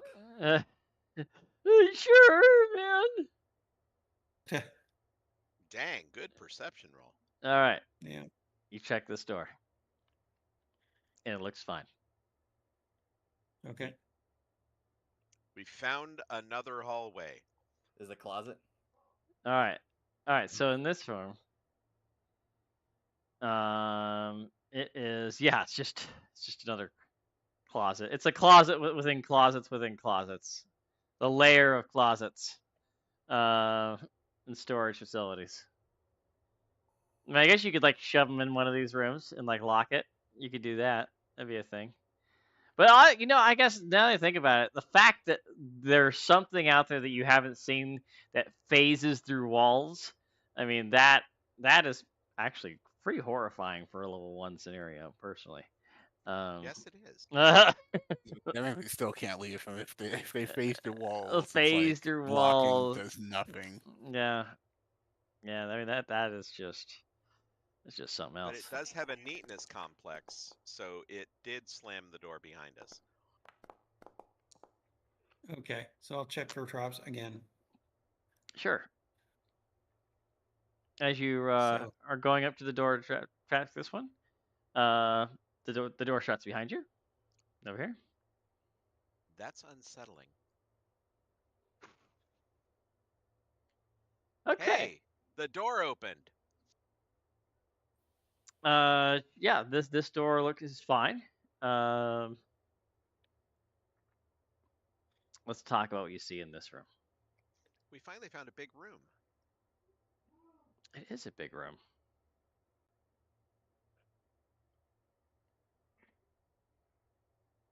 Let's see here.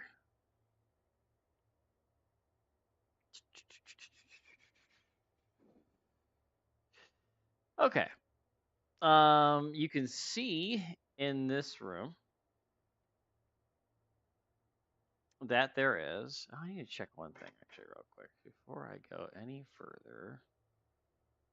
Oh, do you have music for this part of the adventure? You know what? 'Cause I think we still have crowd sounds from the red corridors. Do we? Yes. It sounds very busy down here. Rese- Many people. It says research tunnel is what it says. It's weird. I do not have any unique music for this one, but I do have music I can put on in just a moment. Yep,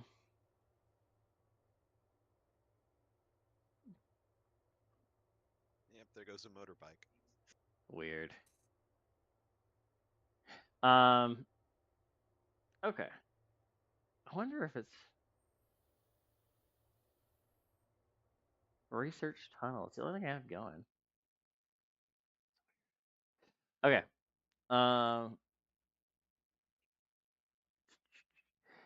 You see. Actually, I'm just gonna put you guys in here. Do this. Make this. Couple things. One, you see that that guy that's been talking to you over the comms the whole time. It's you. And oh, how'd you get in here? And then so he's in here. You can see Nindir's in here. And actually no, you don't see her. Sorry, you don't see her. You don't see nothing. Uh, uh, uh. You shouldn't be here. I'm doing important experiments and stuff. Is what he says to you. Well, if you had better locks, we wouldn't be. And then he like holds it like this little like dog whistle and he blows on it, which probably only friendly local game bot registers as a sound that's happening, but it's outside of the perception of the rest of you. And so we are gonna roll initiative right now. And then the real fun will start after that. Oh no. He just used a high frequency device.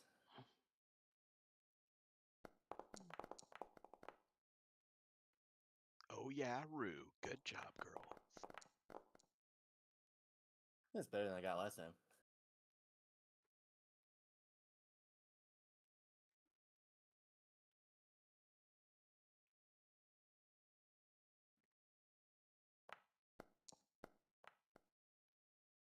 All right, I'm gonna Rue. have nightmares about that die.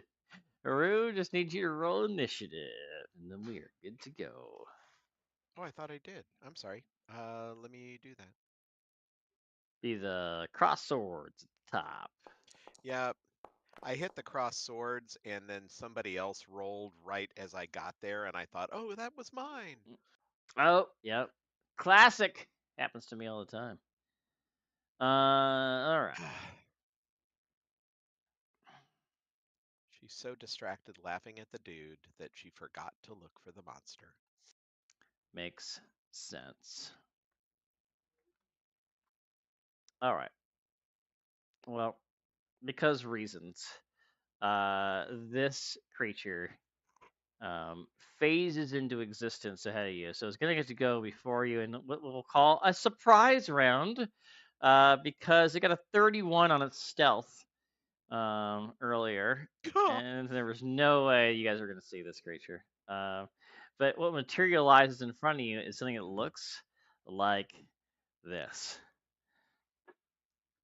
Oh my gosh. Oh, yuck. It's like, I can't tell. Scorpion shark. Scorpion shark thing. Yes. Land shark with scorpion tail. Wow. Which, maybe pops in the back of your brains right now, like, oh, that's where those footprints came from. This thing phases into existence, like right in front of you. And is going to attempt to sting this gnome in the pristine outfit that it has. Leave the gnome alone. So here we go. Here we go. The 16 on the die. Oh, yeah, that's a hit all day long. Okay. Stinger plus Venom. What does the Venom do, I hear you say? What does that venom do? That Venom does this. Kurasad's stinger attacks injects poison into the victim on a critical hit. Oh man, darn! Don't have one of those. Increase the save. The save against the increases to 14. Right now it is currently a 12. I think you can click on that DC undefined fortitude save. Maybe that'll do something. I don't know. Oh yeah, try that button just for funsies. See if it works. Wait. Oh, DC undefined fortitude save? Oh, and there's the one that says fortitude save in the chat, the bottom one. Oh, yeah. Try that. Okay, you Nice. are fine. Um, Yahoo! you would have been once a creature experiences the effects of venom, that creature is immune to the venom for 24 hours. Oh, fine. Be that way. Effect progression is healthy, sluggish, stiffened. Oh, you would like be paralyzed, I guess, eventually. That's fun. Okay, so now we're gonna begin this encounter in earnest. Tom, you're up. Okay, so target this guy here, and then we'll do our usual thing. Then let's see here. Where is the scientist guy? Scientist guy? Yeah. Does he have a token or? He does not have a token, but I will put something up there for creepy scientist guy. I'll have to find one.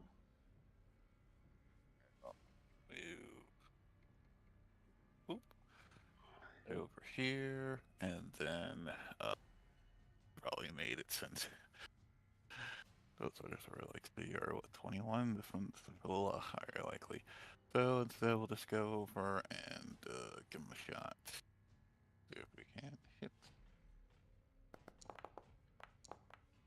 Nope. We're back in business. All right. So that'll be it for my turn. Tom is just I don't know. Still thinking about those cheeses. Who knows? Still thinking about cheese. It's so good.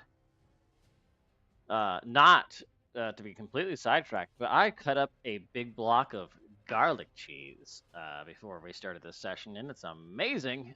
Beecher's garlic cheese, who should be sponsoring this stream, it's amazing. Go get yourself a block of garlic aged white cheddar. Amazing. All right, Karasade is going to.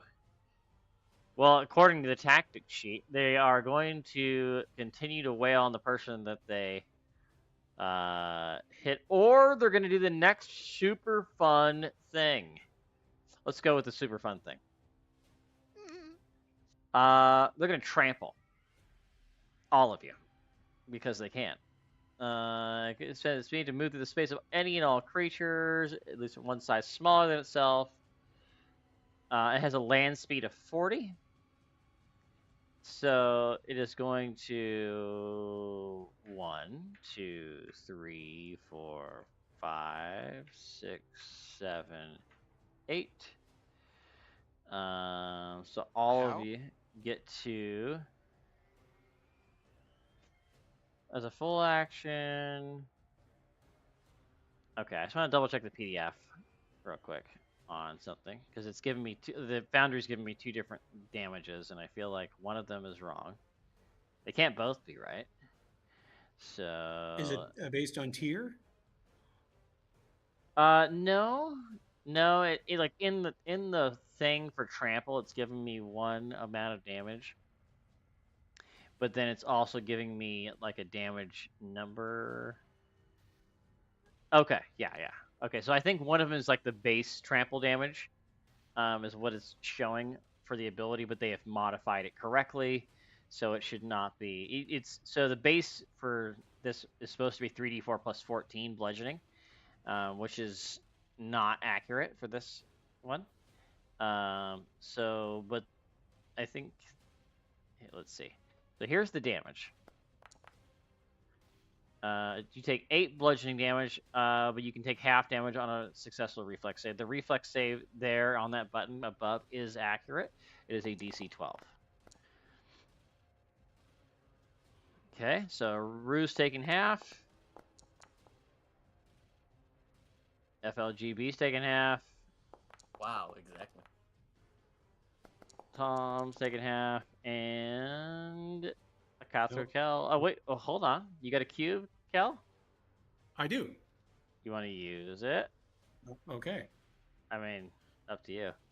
Yeah. Okay. Yeah. Let's see if this will work. Apply half damage. It did. Okay, perfect. All right, so you all take half damage. That is a full round action for her to do that. So, Catherine Kell, you are up.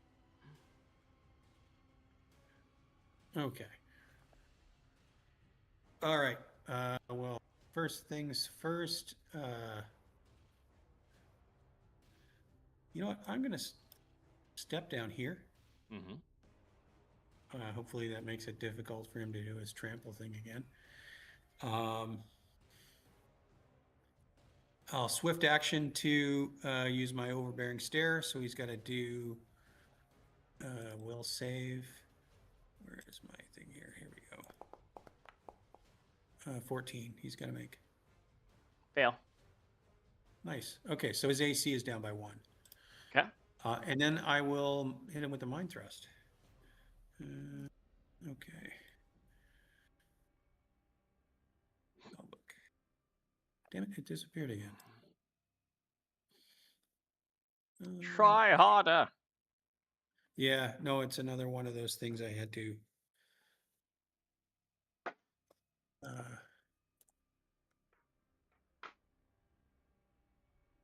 No, that's not it. Spell. There we go. Okay. All right, so he's going to make a. We'll say 15 this time. Or take 7 damage. I'm going to save for half. So Oh yeah. Hey, nice. Okay. So that's a standard and a swift. You got anything else up your sleeve? I did take a 5-foot step south. So Okay. So that's it. FLGB. I will take a step back, and I am going to cast Destructive Rebuke. Oh. So I need a Fortitude save for partial damage. Now let's see that damage. Ooh. Nice. Oh, we're good at those ones. Half damage? That's half damage, and it is not flat-footed. It is not flat-footed, okay. Got it. That's my turn. All right. Rue. Rue really wants to go sit in the corner. Makes sense. She will use a move action to pull out one of the 2 serums of healing she's got, and she'll use her standard to use it. I don't think she's down any. Oh, wait. I'm sorry? She shouldn't be down any. Oh, she would be down. So, hold on a second. Yeah, because I lost all my stamina and hit point. I'm into hit points. You have Oh. 3 stamina, though. How do you have 3 stamina? Hold on. On the character sheet, I've got 0. Is there someplace else that I adjust? I'm looking on the one on the table. Oh, hello. No, I should have 10 hit points and 0 stamina. Oh, okay. There, I fixed it. Okay. Okay, so, did you? Because I applied the damage to everybody from that trample earlier. You had 7 before. Yeah, I think no. You should have. You should have your hit points, and you should have 3 left because you took 7 from the shock, and then 4 just now, so that makes sense that you'd have 3 left. Oh, well, okay. I So- will fix that. In that case... Oh, I just assumed that the stuff on the token would be connected to the character sheet. So If you're looking at the Anyway. character sheet that's on in the actors tab, it'll not connect sometimes. I'm using the one that's on the table right here. And for I'm reasons I happy want to use that one. Okay. Okay. All right. Well, then Rue will target the creature and shoot it. Die, creature.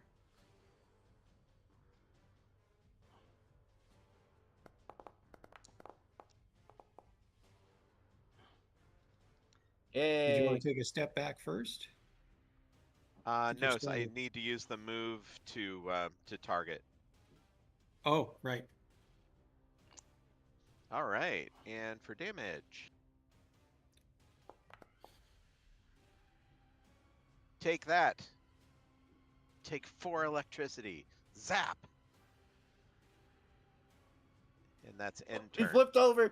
Ooh.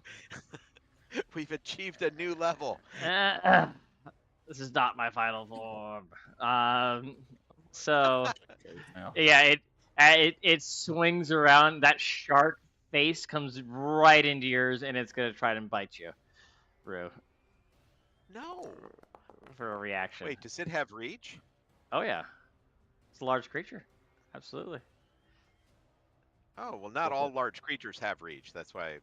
That's fair. It Yes. does, yeah, okay, I'll put it this way. It doesn't say that it doesn't, so I'm gonna just Okay. assume that it does. That's fine. I fully accept that.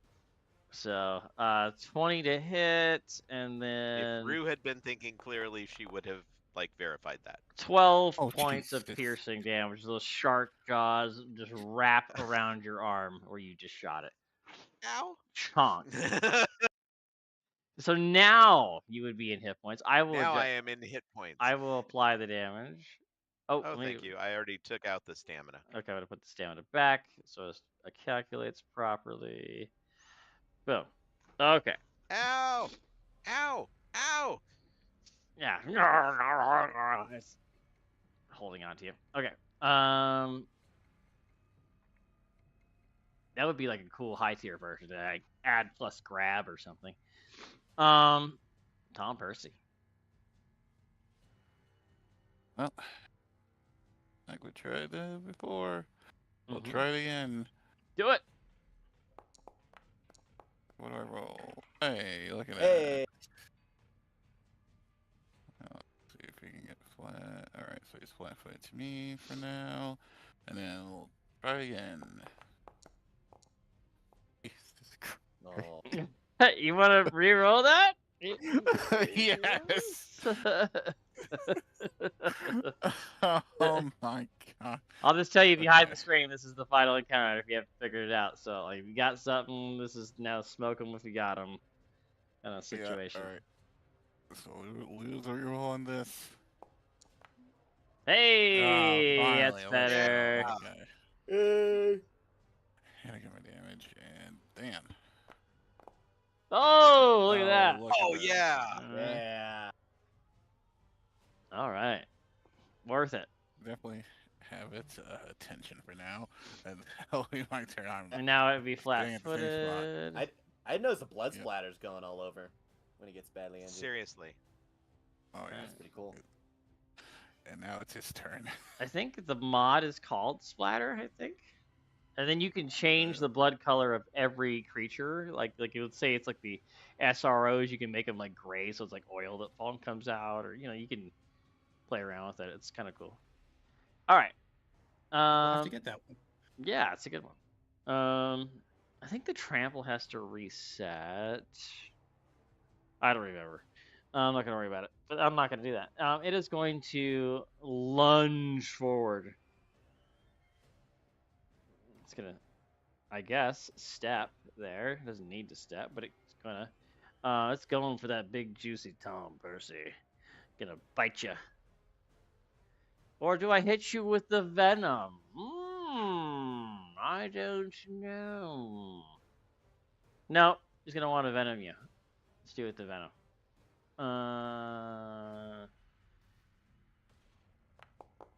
Oh, good thing I had that Oh. anti-venom from before. Okay. Oh yeah, that hurts. All right, the venom. I need a fortitude save from you, please. Remember your +3. Yeah. Play snatch first, and then we'll go over and do the The 40. stinger whips around, get you right in the chest. Boom! It burns so bad. +3. This was the +3. You're good? That's exactly what you needed. All right. Woo. That Casper kill. Okay, is he flat-footed right now? He is flat-footed right now. You know what? I'm still going to do Mind Thrust because it's guaranteed damage. So, yeah, let me. You got like one slot left. Yeah, do it. Yeah, it's my last one. Burn it. Okay. There we go. That's nice. Oh 14. yeah. Nice. Natural 2, Yes. yay! Ooh, it's looking I rough. showed- maybe scary, but you're no dragon. Your creature appears to be leaking a lot. And you know what? I'm actually going to move over there just in case that gives me a bit of cover. It might not, but Hiding behind the gnome. I see what you're doing. Okay. well, specifically this corner wall there, right? There's a wall there. I Although, was thinking the same thing. Like, really? Hiding behind the gnome? like, but look, it does not need to be able to. I mean, it's like you can just ambush. That wall doesn't mean anything to it. You can just burst through it. Anyway, friendly local game bot. What do you got? Okay, I think I'm gonna cast a spell. Mm-hmm. Destructive Rebuke. I think that provokes from him. Do you want a 5-foot step back? Well, Or do you want to risk it for the? because I could biscuit? cast as a reaction if I get hit too. So. Oh, I see. All right. All right. Let's get this out of the way. That's a hit. Chomp. You take 10 points of piercing damage. I think you're Ooh, down, buddy. That does put me down. Yeah. Yeah. No, we'll have to Does Does reassemble the you. opportunity attack resolve before the spell? Well, that's the opportunity attack is triggered by the spell, Yes. so therefore it is resolved. However, you said, do you have a reaction? So what is your reaction that you have too? My reaction? No, it would only happen if I would have been not reduced to 0, which I was. Can he okay. still use a reaction having been hit? Well, that's why I was asking what the text of his reaction is. If the Potentially, but not. But When you take damage from a spell or attack, he casts spells reaction, but only to target the creature to perform the triggering spell or attack. so I don't know if I could do that if I go down to 0. Right, yeah. So had you been conscious, it wouldn't be an issue. But Have I been conscious? Yes. okay, so you are now unconscious. You are now prone. I want to. There's some really fun conditions in this system. Cowering, Put you Damn, that back did not together. work. prone. You are unconscious. You are flat-footed.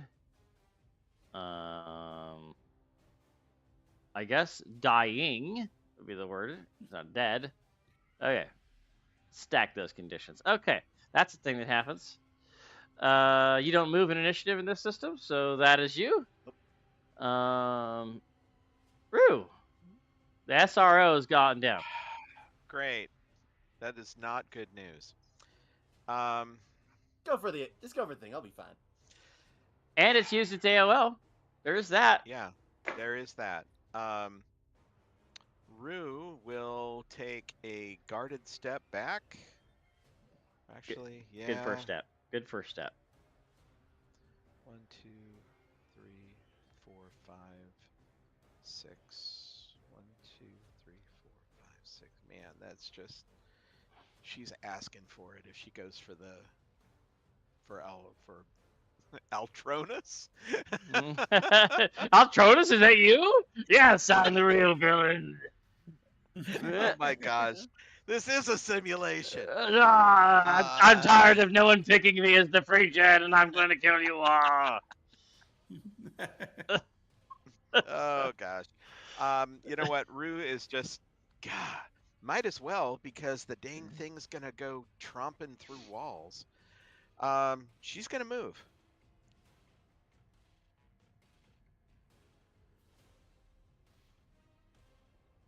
So she will move to there, and it has used its AOO, so she's gonna shoot it. All right, hold on 1 second. I'm going to move you back for a second. So that would be like there. I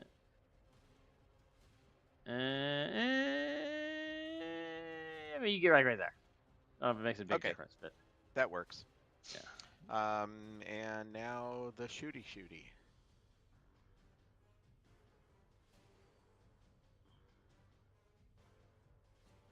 It turns around, looks at you. I'm working on it.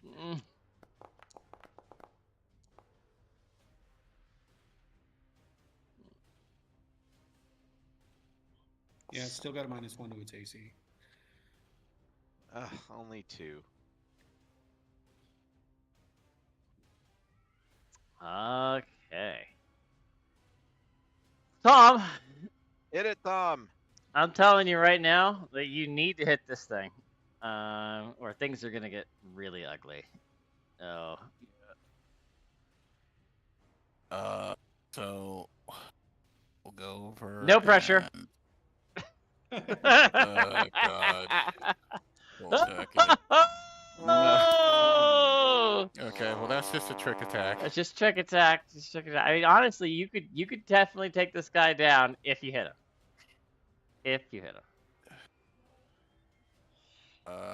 So we'll Like, go should I over tell you and- that you can't hit him and there's no way to hit him so that you hit him, or should I tell you got this? You know, what should I say? I don't know what to say. I'm not gonna say anything. I have faith in you. Okay, 15. Let's go. Okay, all right. Don't roll a 1. Yes, hit. Don't roll a 1. Don't roll a 1. Don't roll a 1. Oh, for heaven's sake. Don't do it. God, no. Oh, it's a 2. No. It's not a 1. Okay, he only's got 2 hit points left. You're good.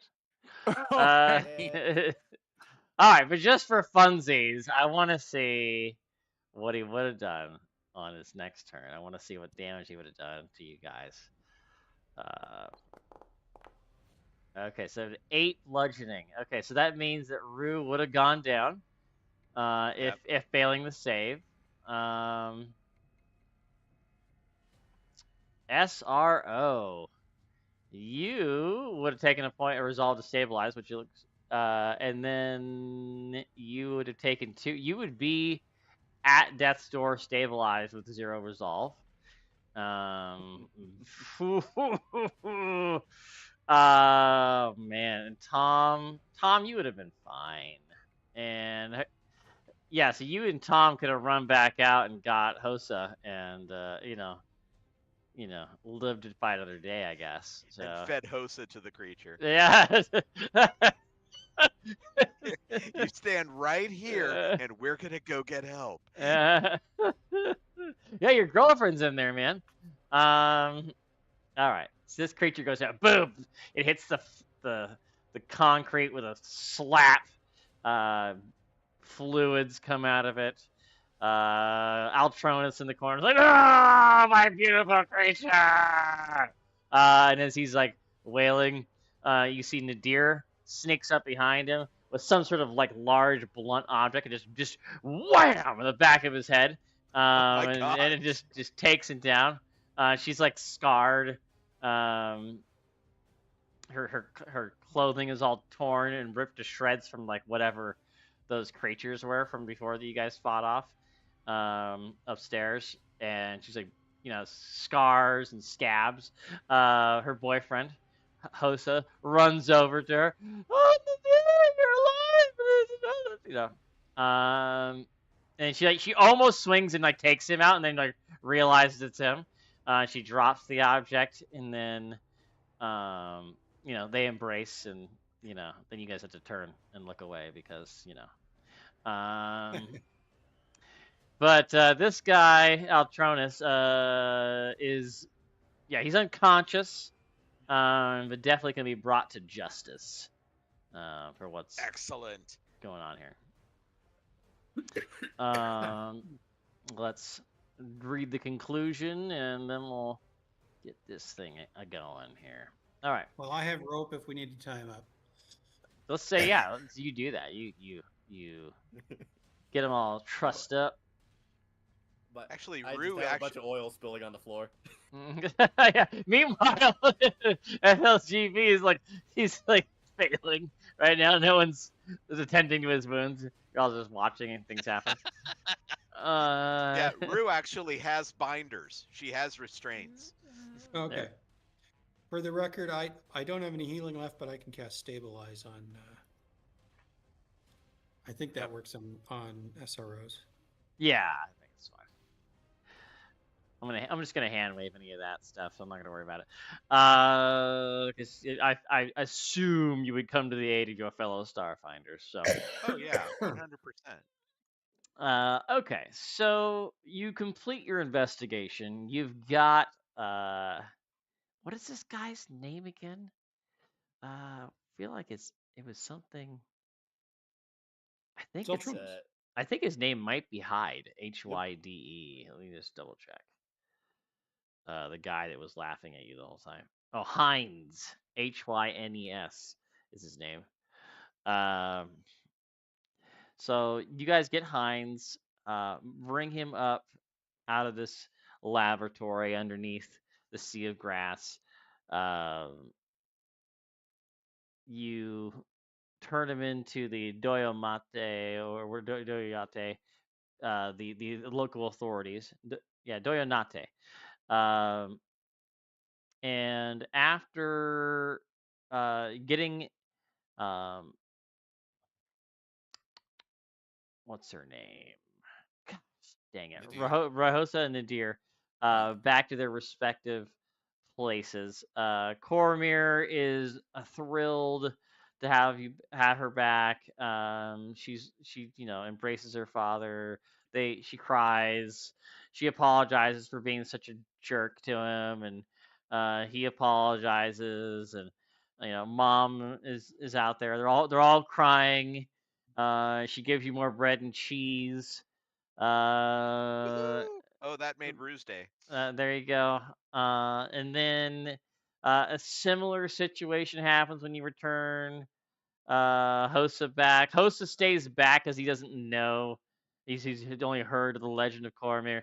He doesn't want to this is not the time to introduce himself to Cormir, so he does not be a part of it. Then you get Hosa back to his family, and Kayla is there at the museum with the Trox. And then he's reunited. A similar situation, except there's no cheese here. No cheese. You do get some tea, and some fancy artwork.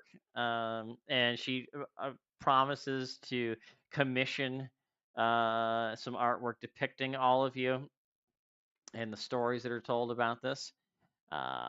You get back to Captain Zagathu and Iho Hadif, and inform them of what happened, that Hines has been brought to justice, the whole story, and Captain Zagathu is thrilled that you put this all to bed, and B, of course, I knew you guys could do this. This is the perfect thing, and so you're really, she's just talking you up so much. You could see that Ihu Hadif is beaming with pride. Months later, Yay. you get a message from Ihu Hadif, who does show you all that there has been a couple of things happen. There's a play that's happening in the district where Kayla and Hosa are at, depicting the heroics of the Starfinders. Of course, it casts Hosa in a very heroic light as well, completely in disregard for the truth. But hey, they took some artistic license there. And there's a mural of all of you on the wall there that is part when you guys go, if someone walks into that area or into the art museum. So your legacy will live on in that area. And I'm trying to think of anything else. Oh, and then of course you get a sculpture of a Virix as well from the Vocation of Voices people. And with that, that brings us to the end of the missing, because they have been now the found. Primary objectives for this mission were to find and rescue Nadir and Rahosa, which you did. Secondary objectives were to, let's see here, information about the specimen data that you downloaded. You did do that. You talked to the neighbors. You investigated at Perspectives, the art gallery, and then you helped. Yeah, you helped with all. You did all the things. You also get some additional faction credit with Ihu Hadif, regardless of whether you are slotting that faction on the Chronicle sheet or not. So, that is that. I'm trying to think of anything else. Oh, there was one thing you guys missed earlier that I was gonna tell you on your. Oh yeah, yeah. You were What gonna was give it? us the final secret. The final secret. Okay, so here it is. So the final secret is over the last 8 months, 10 people have been reported missing while visiting the Sea of Grass. Based on normal statistics of the area, that is unusually high. The cases are still unsolved. Rumors spreading amongst the people of the red corridors and the Vocation of Voices suggest that those communities might have lost people too, but most of those disappearances have been officially reported or thoroughly investigated since both communities distrust the Doyanate and ship security. There's just a lot of distrust here. Mm-hmm. I feel like they need to work on that. Yeah. Yeah. Yeah, I would agree. Doesn't it, I know that like just like this is me speaking.